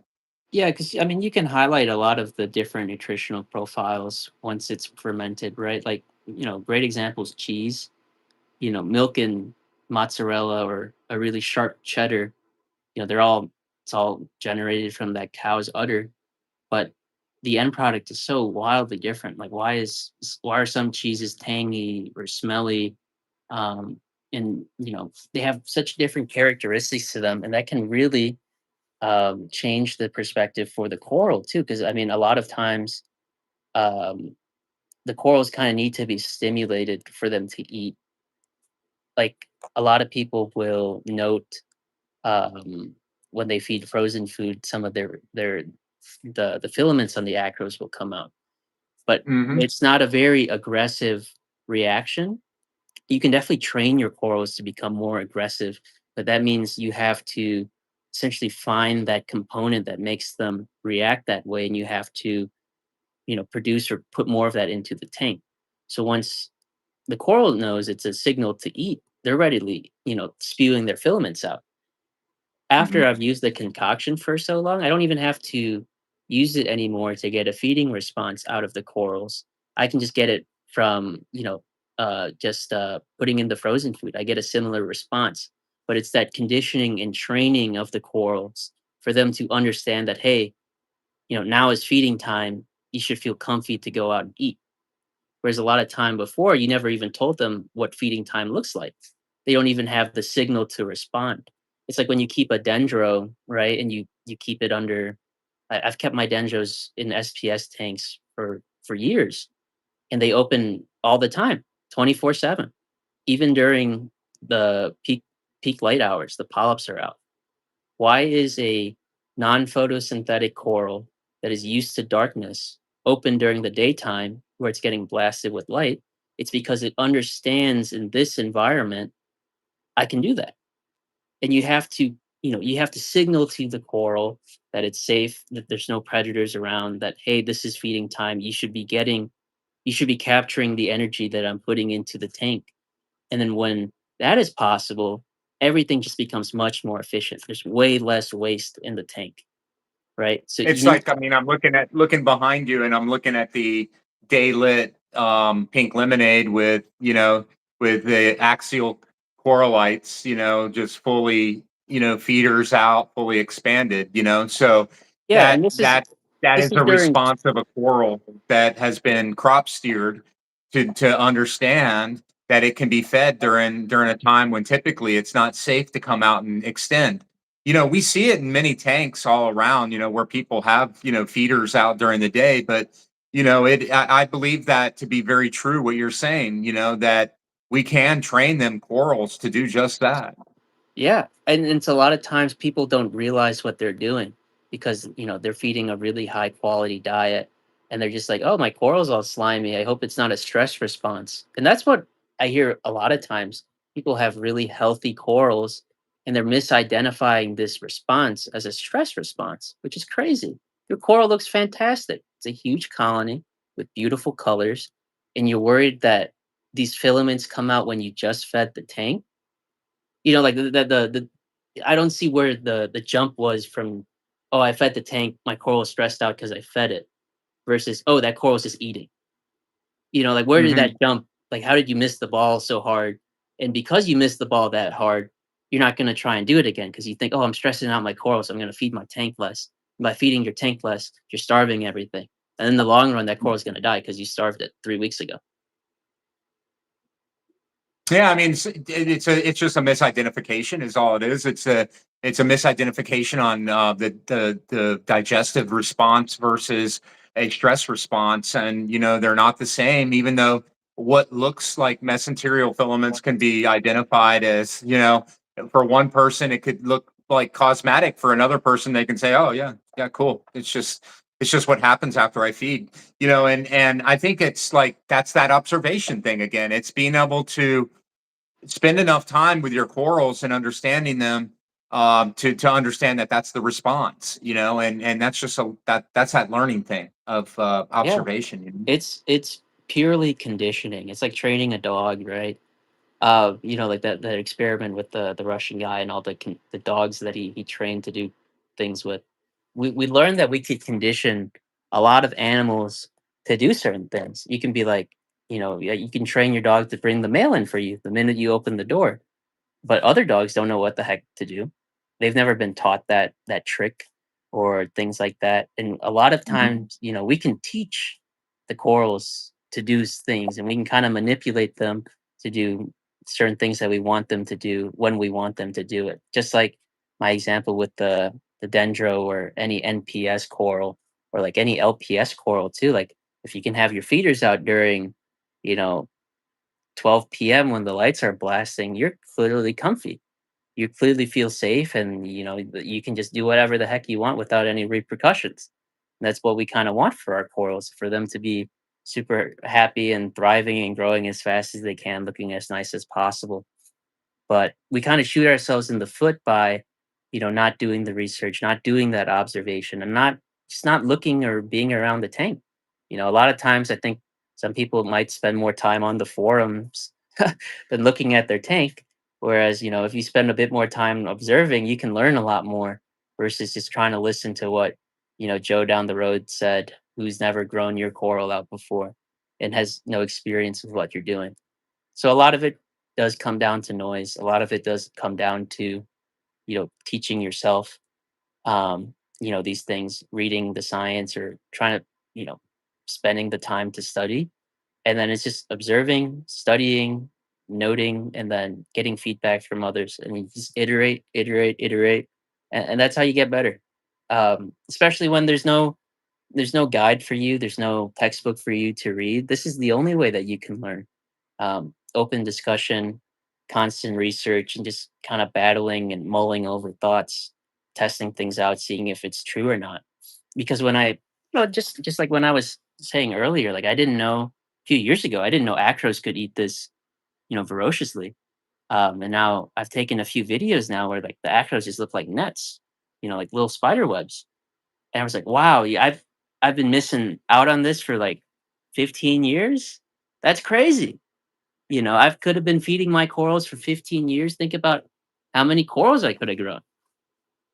Or And or how many you lost as a result, of not feeding them properly, like that's the other part of that, it's like, yeah, I mean, we could always kick ourselves, but I mean, it's part of the process. It's like you learned it because of observation. You learned it because of pushing the envelope. You learned it because you weren't satisfied probably with what was out there, A, and B, the information, like something was leading you a different way, and it's great. I mean, I'm stoked that you came up with the product and that it's working, and so many people are having success with it because that's what this is ultimately all about. It's about finding things that will help and will help people, especially those who don't have the confidence, like that's the biggest thing is just how many people are just feeling like, oh my god, I'm scared to try this or I'm scared to try that. What if I do this?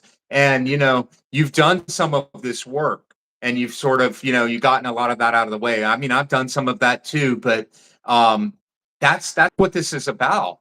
And so hopefully the next guy will be able to pick up some product, pick up the concoction and have a new tank and be able to see the acros starting to have success in the infancy or beginning stages rather of the system starting up.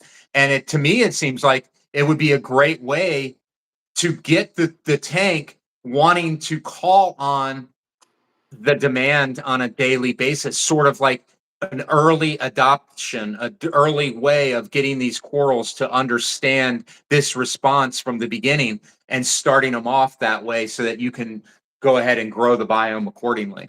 yeah, the really cool part, I guess, in my house is that I have a good mix of, aquacultured corals and the wild corals that I bring in.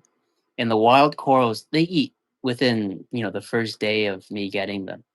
But the aquacultured ones, like the things that have been growing in people's tanks for years, they take a few weeks to, develop that feeding response. And it's just like what we were saying earlier, you have to Mm-hmm. recondition them. They haven't been, doing this, they haven't been using this ability for years. A lot of times those corals um, over index on light capture, and they get rid of their mesenterial filaments because it takes energy to maintain that mechanism of energy acquirement.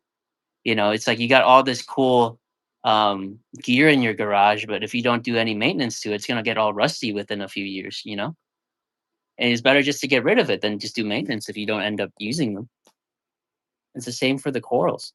um, and like when we view our tanks, we really have to extrapolate ourselves, think about it from a systems perspective and not so much an organism perspective.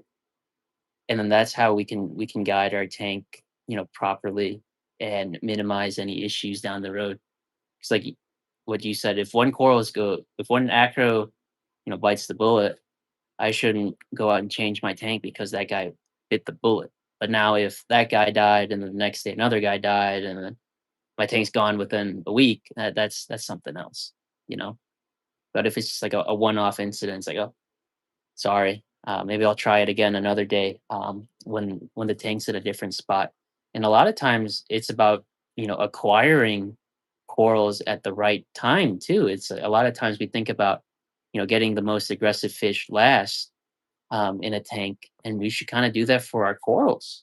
That fastest growing coral, we probably shouldn't get it as our day one. It might be, I mean, it might be easy to Yeah. grow day one and give you that gratification. But if you're a seasoned person, you should probably try and get all the slow growing corals first, let them establish themselves. The ones that are prone to stalling, get them in, get them situated, keep the tank really stable for them. And once they're dialed in, you really get your aggressive corals, the fast growers like the PC rainbow, things like that, because they'll take up space real fast. They'll outcompete your slow growers of your smooth skins and whatnot. And if you do it that way too, you might even save yourself a lot of hassle because those slower growing corals, they have relatively slower demand, right? So when you're a newer Mhm. reefer and you're just kind of wanting to coast and learn, that might be a better time for you to try and get one of these slower growing corals, let them establish and be fruitful in your tank, and then maybe try your beginner corals afterwards, or get like one or two, make sure No, it's that's good. interesting.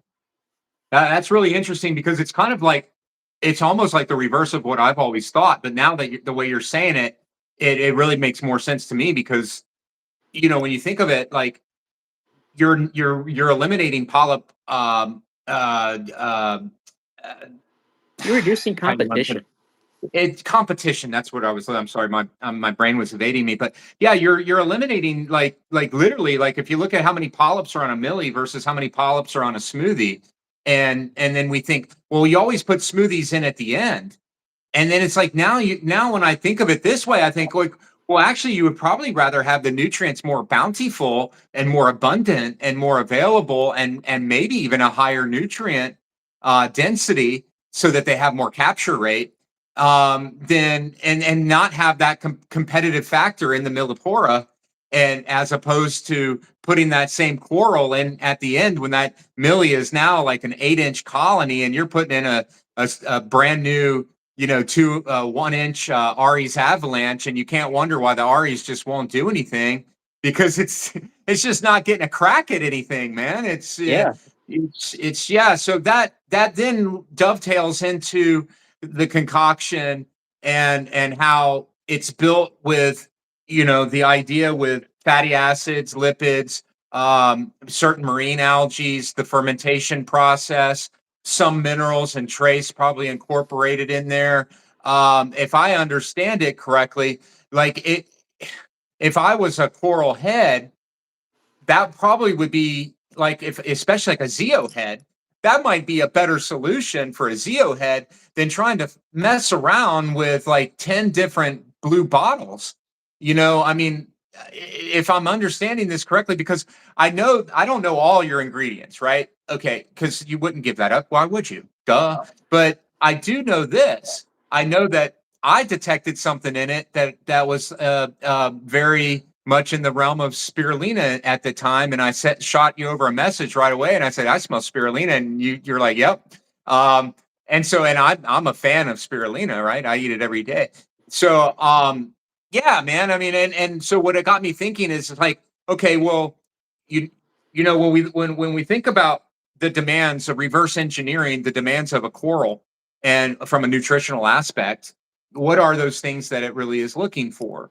And to me, when I think about the concoction, I think that was kind of what was on your mind, is you're saying, and I'm not speaking for you, but I'm just kind of like thinking out loud here, is if I were in your shoes, maybe that's what I was thinking, is like, all right, well, I want to cover everything from A to Z nutritionally so that I don't have to mess around with pulling this out of the fridge, this out of the fridge, that out of the freezer, or dropping this dose of this in every day. You can kind of meet all the requirements in a one broadcast feed, but you can broadcast feed, I would imagine, multiple times per day. So I'll let you take it away. Yeah, I mean, it's like once it's, dissolved in solution, I think, that paste when you had it, Perry, you saw how much it, milked up the water in the dissolving cup. And then you pour that in the tank, it's nice and homogeneous in the tank, right? Whereas before, when we just feed our fish, we can't really feed them, or we can't really get the tank homogeneous with your frozen food. I mean, you could blend it up super fine, but then you're not feeding the fish at that point, and a lot of that turns into waste and has to get broken down by other organisms. So another like key part with the concoction was when I was creating it, my systems were so packed with the large colonies, I couldn't really introduce a small frag in there and expect it to grow too well. So when we were talking about earlier, it was not competitive. That 1-inch frag compared to the dozens of large colonies in there, it has to compete, it has to fight, especially when it's on the frag rack with like 30 other neighbors and with like a few inches between each other. That's the frag rack is probably one of the worst spots for an acro if you think about it. It's so competitive on there. You got a full frag rack is not an ideal spot to keep an acro long term, especially when the frac isn't dominated with just one coral.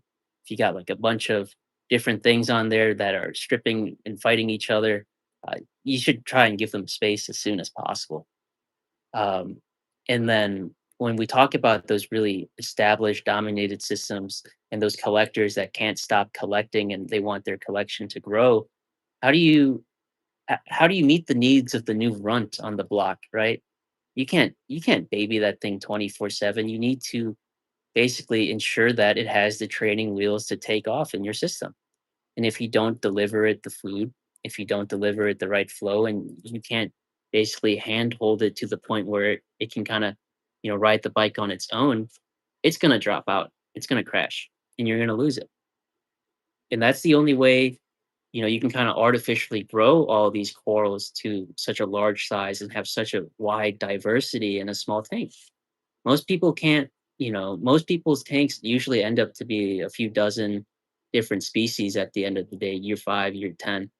But like if you really want to keep, over 100 different species in a tank, you can't you can't skimp on anything. If anything, you have to be overly generous in terms of resources.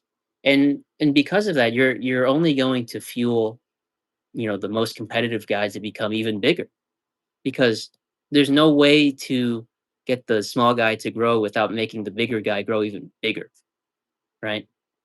And that's the only way these systems work, and that's where we come in. We have to prune it, get rid of it, reset. And if we start our tanks with the weakest guys first and get the stronger guys towards the end, we can kind of baby them a little bit easier. Our attention goes to the runts from the beginning. And most of the time, we don't even have to kind of steer or guide it because they're so small and minimally impacting on the system. It's really, to the point where we have a lot of large colonies where we have to really be micromanaging the tank here. And that Yeah, absolutely, man. and that's just like the, I guess, my founding philosophy, or why I even went down this rabbit hole to begin with. I like to grow my colonies big. I like to grow them fast, and you can't have that without really running into major roadblocks, especially if you want to have a lot of diversity in a small system, because you run into interference, you run into excessive competition. Even if it's not chemical competition, it's always going to be resource competition. And when you talk about flow, the beginning of the flow is going to be the most rich, and then the guy that gets the flow last, all the corals before it's stripped out. I went to see one of my buddy's tanks, and he's got a peninsula, right? And the corals that grew right by the return pumps on the peninsula were probably 3 or 4 times bigger than the corals towards the end of the tank. And that's Hmm. because he doses everything into his sump, and the return pump brings it into the tank. So the first half of the tank gets saturated with whatever gets pushed through the pump, and the corals at the end of the tank, they get nothing. So they're tiny. So I just told them, hey, we should redirect the flow of your tank so that it doesn't saturate the first half so readily and disperses it towards the other end. And he started seeing the corals react to that. They started growing in different directions and more uniformly. And the other side of the tank started catching up to the side near the return pump.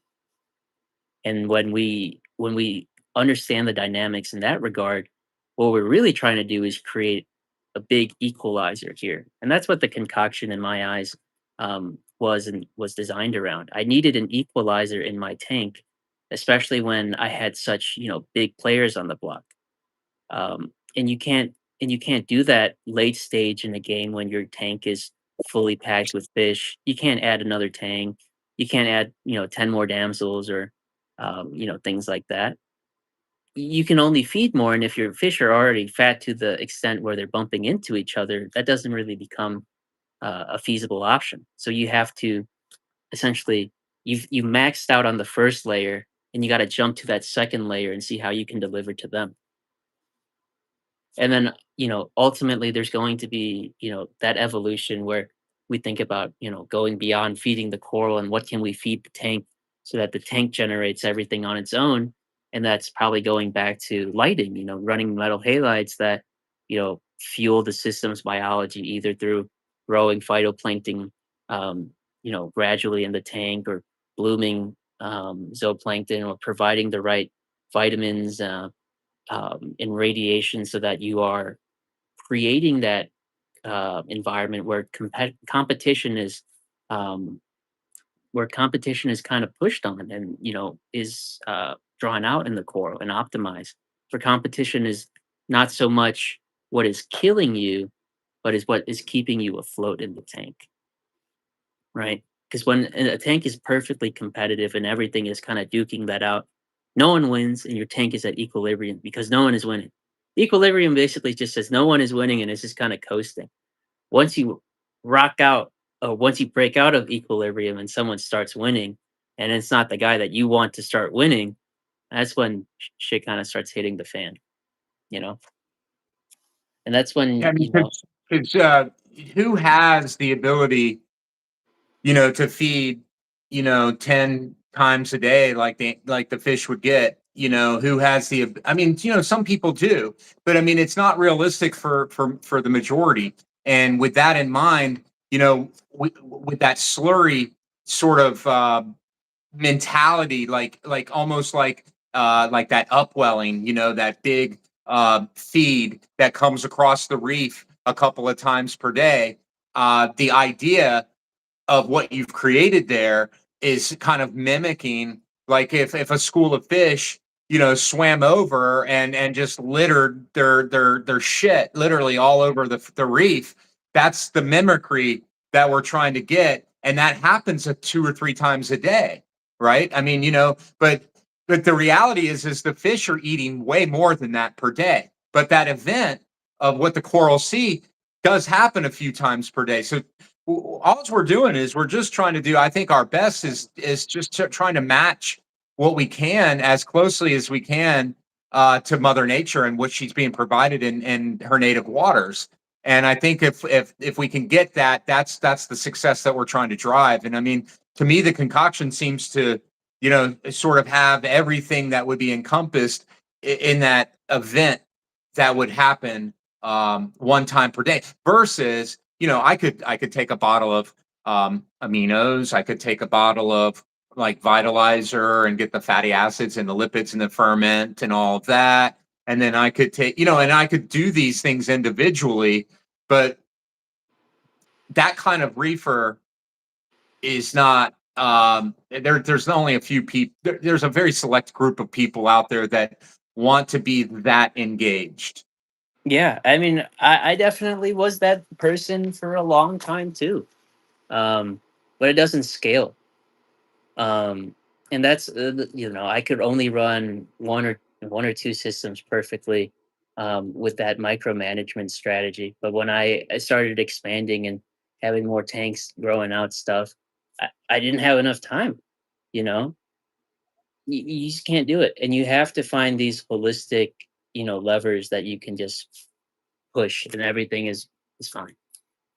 So would Um, you recommend with the concoction, like, so if I were to like feed the concoction to the system, would you recommend I'd like dissolve it with my fish food and like disable the pump and let it just slurry out and let it marinate throughout the system 15 minutes, half hour, let it all just get nicely taken in by the reef and then kick the pumps and allow the filtration to go ahead and kick into place at that point in time? Is that sort of your strategy? yeah, I mean, every morning when I wake up, do my morning routine, I pull out some frozen food from my freezer. Um, and on the days where I feed the concoction, I add like a gram to the fish food. I let that melt out, it dissolves, and throughout the day, I just take my turkey baster, one or two squirts in the tank, and I walk away. So the tank gets cloudy for, like I said, less than like a minute or so, clears up, everyone's happy. Fish go about their business. The corals are starting to respond and react because the food's in the water now. And then I'll hit them with another dose because you need to stimulate the corals to get them ready to eat. Then you actually have to feed them, because the first introduction is the corals just kind of waking up, right? It's like, oh shoot, food's coming up, and they get their bib out, they start releasing the filaments into the water, and when everything's all released, that's when I'll go in with like a larger dose of the food, and then I'll do that, until the food runs out. So it's kind of like a segmented feeding strategy where you basically feed twice in one sitting, maybe like 30% or 40% your first time, and then the remainder afterwards to stimulate and then to feed. And that's how you can get, optimal um, utilization. Because if you dumped in all the food at once, it's going to be a lot of waste because the fish can't get all to it. The overflow is going to suck a few things down, and most of the corals aren't even ready to eat yet. But if you feed them, stimulate them, kind of walk away, do something in the meantime, come back, and everyone's prepped for the big meal, there's way less waste. There's way less stuff that your filters have to work on. So it even comes down to feeding strategy. Like you don't even have to use the concoction or anything, but like your feeding strategy, your husbandry strategies, that all goes into play. If you can get a good strategy in place, doesn't really matter. It's like having a good coach on a team. You can have an all-star in any position, but it's the coach that matters. He knows what plays to run, he knows when to run the plays. He could have an all-star QB or an all-star wide receiver.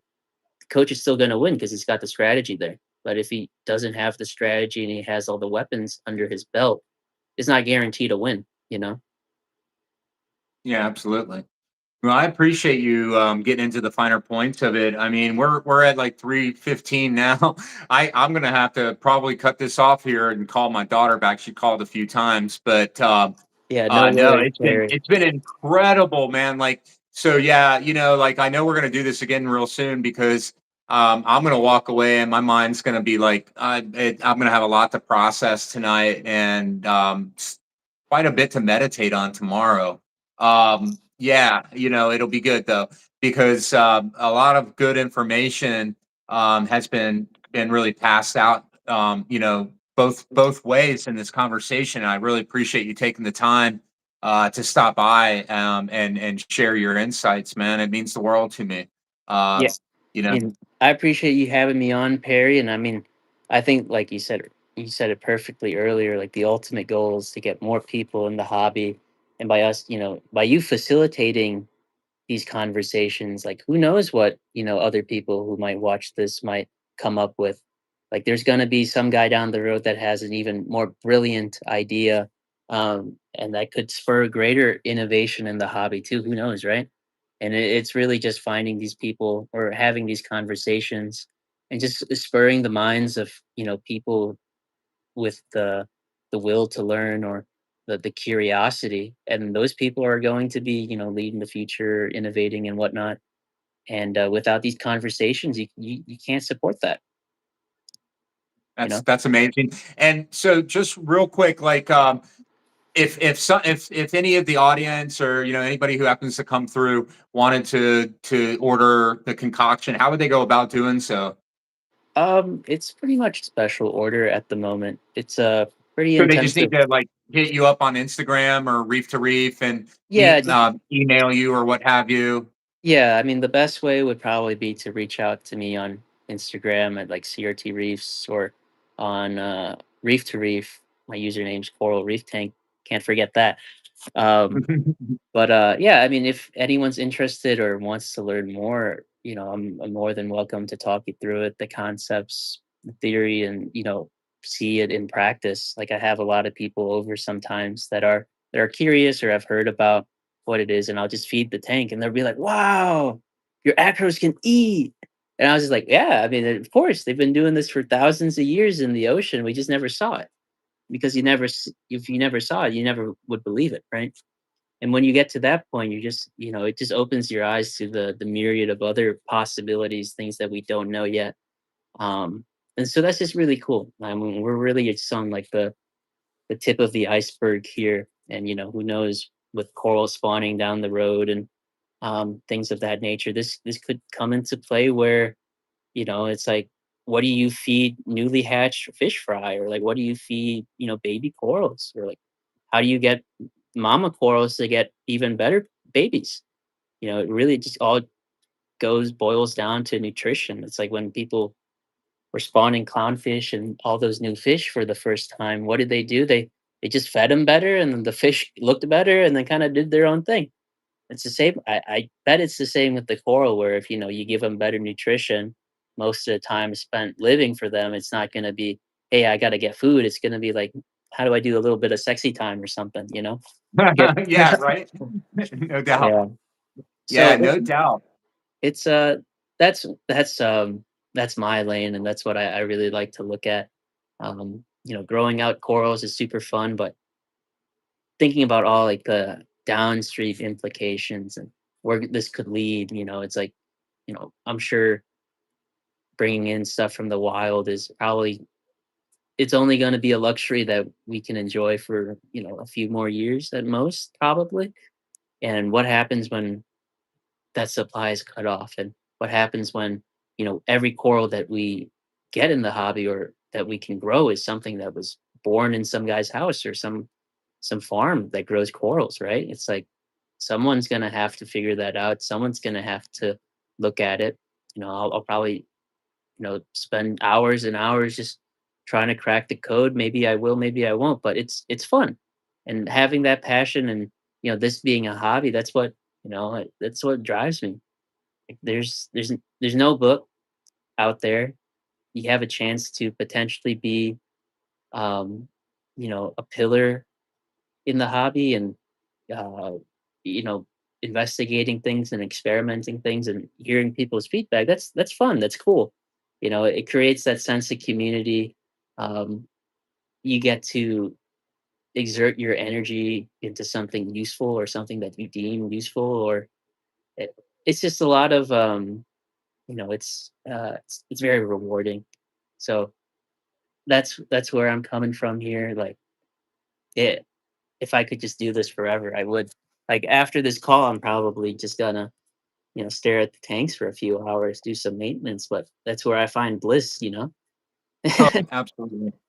Yeah, I mean, it's where I find my peace of mind. Like I said, I do it probably more than the average person, but it's something I started doing again because it's like what do you do after X amount of years of doing this? And you got to find new, innovative ways to, you know, get that stoke in you again, and the stoke is really live within me right now, and I want to keep it that way, and I hope to see more people feel that way, and I think it's when we feel like we're finding success that we feel that stoke, and and trying to find more people finding more success. Hopefully, in these conversations, we'll continue to uncover things. I mean, tonight we uncovered quite a bit, we really got into photo periods and temperatures and metabolism and expanded further and deeper than just the microbiome and how all that plays into it is pretty fascinating, and so for me I can walk away and take some of this information and like bring it back and like really think about this and how's that going to take my current system, my schedule, and my approach, and maybe some small shifts that I can take to find even greater success. So, I think that's what drives me. Trying to find a way to bring the garden into the reef is something that has me inspired. Possibly 100%. finding a Yeah. way to save corals and create maybe a dip or and tank treatments. That's something I'm working on in my mind right now of putting together of using organically grown herbs to do just that. But I don't know how I'll be able to do that. I have some ideas. But Yeah. yeah, That's I that's mean, that's the super cool stuff that, you take one passion and you put it to your other passion, and then that's how innovation is created, you know? It's through passionate people, either through by accident or by you know, deliberation. yeah, absolutely. It's pure passion. That's what inspired me to reach out to you and to try to get these conversations going, and us getting this happening. It's what I wanted to see happen is to see not just me reinvigorated, but others reinvigorated, and to see other guys that are maybe sitting at home that may have or have not or watch this later to say, yeah, that's right. I remember that time when I felt this way about the hobby, or and if it just gets one other person excited, then it's a win in my book. Even if one person out there other than us is watching tonight and gets excited about, the hobby again, it's a win in my book, man. Like, or if it's one person benefits from something that they might have caught, it's a win, Yeah. so that's just how I take it anymore. Yeah, I mean, you can reef with so many different flavors, you know? I think it's good to switch up the flavor, get your palate exposed sometimes, try out new things. Especially when you're really seasoned and you've had a lot of, you know, good or promise in one direction or whatnot. Maybe try out some new wheels for a spin. See how you like it, switch things up. And if you're, really advanced, try and, carve out your own lane. I think in the future, people are going to kind of go a little bit easier on the supplements because, like what I was saying earlier, I think most of the issues are due to over fertilization, over babying the tank. And I saw a really funny video before this, and I think Tropic Marin or Fauna Marin, or I think in collaboration, they made a new sea salt because they noticed on the ICP test that values were, you know, too high. Essentially saying that we've put out a new product on the market because most people are over fertilizing their tanks. And this is just a really pure, clean salt so that people can bring their numbers back down to natural seawater. And what does that tell you? Our philosophy, the way that we act is, you know, completely opposed to how these systems operate. We want things too fast. Most people don't have enough for the demand or for the input that they throw in there.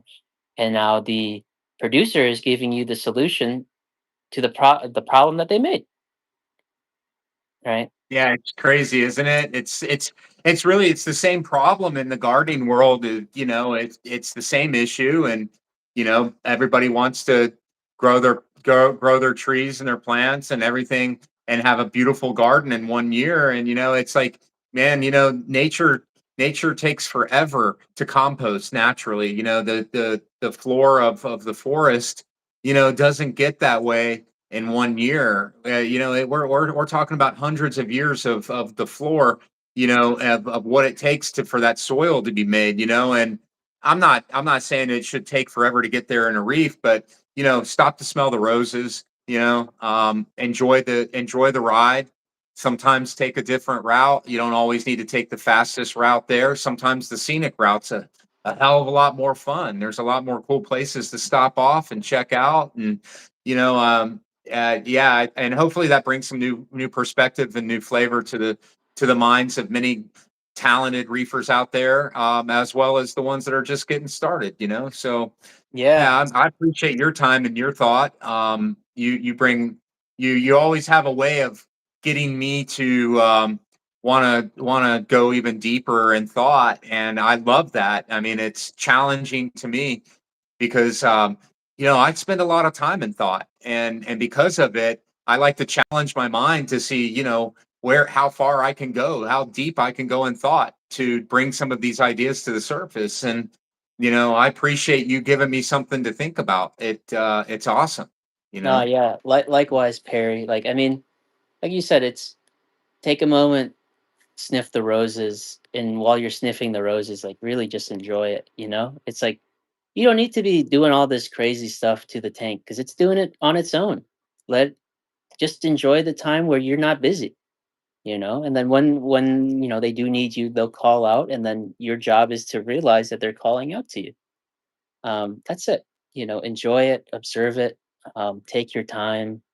You know, like a lot of the topics that we discussed today have a right time and moment to implement. Like we don't have to be feeding stuff day one. We don't need to be blasting corals with light day one. It's about knowing when you need to, where you need to, and how to do it the right way. And, you know, building this informational bank out there, meeting with people that are in the hobby, you know, get their perspective, see their tank, see how they, you know, feed the tank, see what corals and fish they have, see what their fish are doing with the coral. There's a ton of things that you can observe and understand and within, you know, that little glass box, but it's really about just sitting there, just looking at it and just, you know, it's a luxury that I feel, you know, free time is something that is kind of waning nowadays too. It's like when you really have a moment to sit there and look at your tank and be happy, you know. It's rough, but you know, in those moments where you're taking it in, meditating and just, you know, being an astute observer, that's when, you know, your epiphanies happen. That's when a lot of these, you know, sparks in your mind go off. I think that's part about, you know, just being kind of like a naturalist, being an observer, um, just taking that holistic image in and then trying to digest, you know, the components that make it, you know, this beautiful reef what it is.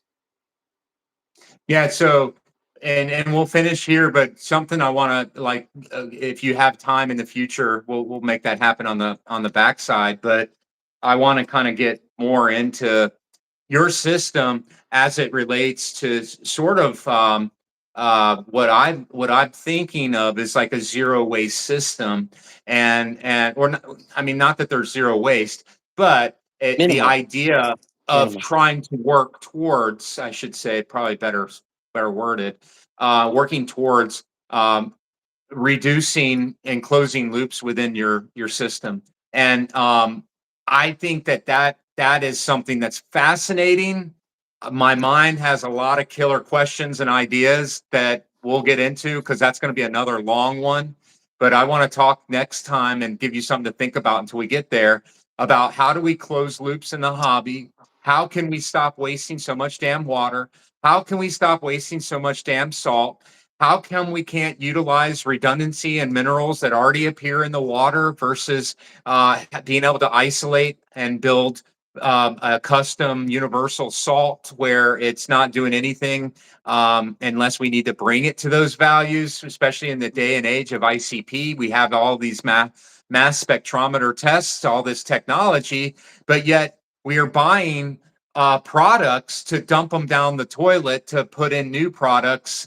And to me, as a gardener, none of that shit's necessary. And to me, as a gardener, if I'm using nitrogen, then let me use the nitrogen, but I don't need to take the nitrogen out to put another form of nitrogen back in. I've already put the nitrogen in. So I want you to think about, from a mineral, a trace, from a nutrient, from a water, and from a not a zero waste, but if you were to start closing loops, and I think that's what you're working on in your system, I would like to dive deeper into the mechanics of what you're doing to design a system that really serves itself and needs very little outside influence.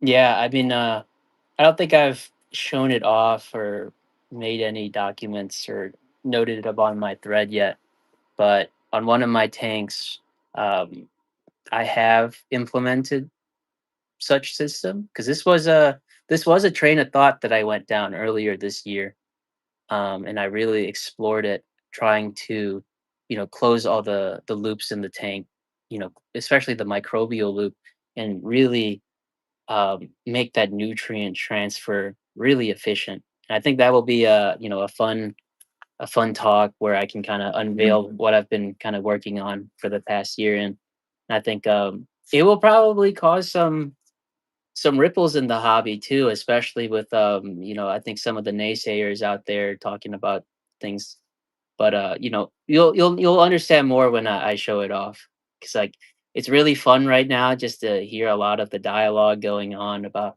people saying this and that, but I think it'll be really cool to kind of show this off to the world, because I think this is probably the first that I know that's been implemented in such a way. um, I'm sure someone has done it, or maybe or inadvertently in the past, but I've definitely haven't seen anyone report on, this mechanism before. And I think a few people that have been to my house might know what I'm talking about. But it's a really cool setup, and it's really allowed, you know, for me to close that mineral gap, that feeding gap, and the waste gap in the tank. Yeah, I mean, I know that there's probably a lot of people chomping at the bit to get that opportunity. But if you want to share, I'm always willing to be here. I would love the opportunity to communicate with you at some point about it. But I don't want to I don't want to be a hog either. You know what I mean? But Yeah, no, I glad it's to share with you, fascinating. Perry. Pardon? I said glad to share with you, Perry. Oh, that's awesome, man. No, I'm just saying, like, because yeah, we got to finish on this note, but my mind has been buzzing around a regenerative approach to reef keeping, and I have a lot of ideas that have been swirling around in my head too. That maybe some of my ideas have already been like already, you're already in place with them. Maybe, and maybe some of them could be refreshing to you too, or like bring maybe make a light bulb flash in your head too. But yeah, Yeah, I I mean, know that. I I'd know love to that. have like a panel or like a few other old heads or like SPS guys on the call when I kind of go through it, and I'd love for people to question me about my thought process and the questions, because it's going to be helpful for me too to fine tune and dive deeper, because all this stuff so far has been pretty much through my own research, and it's going to be really refreshing to hear one of your guys' perspective too, like why did I do this, what did I think was going to happen, did it happen, and like kind of talk through that and iterate live. It'll be really cool. Well, you just let me know. I'll be there for sure. And any opportunity I can have to bring you back on, in the future, to get further into some stuff, just let me know when you're available. I appreciate your time as always. I hope that that the people that stuck by just really want to quickly scroll through here and see if there's anything directed at you that I may have missed. I just want to thank everybody for participating. Reggie, Jackson, which is Rich. Who else was in there? Ricardo Fiera, Oh, Clifton word. Harris. Thank you. Let's see who else. Blake, what's up, Blake? Not sure if you're Yep, still here. Blake is in there. I don't know Blake, but I think Blake's a follower of follows you. So thank you for joining us here, Blake. We appreciate it, my friend. NSB Reef, that's my boy Matt. He's local. Awesome. He's That's the Matt. yeah, he's the guy who took all my corals, and I gave him all my whole system, my livestock, and then like now he's doing his thing, and then I've gotten a lot of my pieces. I haven't bought one coral in this tank yet, like so. Everything in my entire system, I've been fortunate enough that I haven't even I bought the fish. That's all I bought in this tank. So that's the neat thing about my little tank that I have going is everything in this entire tank. The rock was my rock from my old system. The water was the water from his system to start it. The tank I had lying around as a frag tank. So literally, it was a repurpose. Everything from this whole setup. So yeah, Matt's cool people. I'm glad he's here. Thank you, Matt, for being there. Ernet, I know that I've seen him many a times here. Reefer Fish, I think that's Josh, I want to say, but I'm not 100%. And anyway, I just wanted to say thank you for everybody out there that joined up and asked the questions. Anything that didn't get answered here, I'll try to cover later on. But Allan, thank you for taking the time, bro. Friday night, young man like yourself taking the time to spend with this old dude talking about corals. Man, that's top notch, dude. I appreciate that. Anytime, man. It's my pleasure. I love doing this stuff. So if it calls for another Friday, I'm there. Yeah, you let me know. I'm glad you reached out to me. I was on my way home. Rich and I couldn't make it happen, and he reached out to me earlier. I had canceled it, and then you shot a text to me. I'm like, hell yeah, let's go. Let's just do this right off the cuff. So, Yeah, super stoked I did. I've got a lot of stuff to do on the reef tomorrow, so my mind will be buzzing in the morning. I'll be up at like 4 in the morning, and I'll be working my butt off on the tank. love it. We Can't love wait, it, man. man. Well, All be right, well, Terry. my friend, and I'll talk to you soon. Appreciate your time, bro. All right. Likewise, man. I hope to see you soon. Later, brother. See ya. Appreciate you, man. Be well. Bye.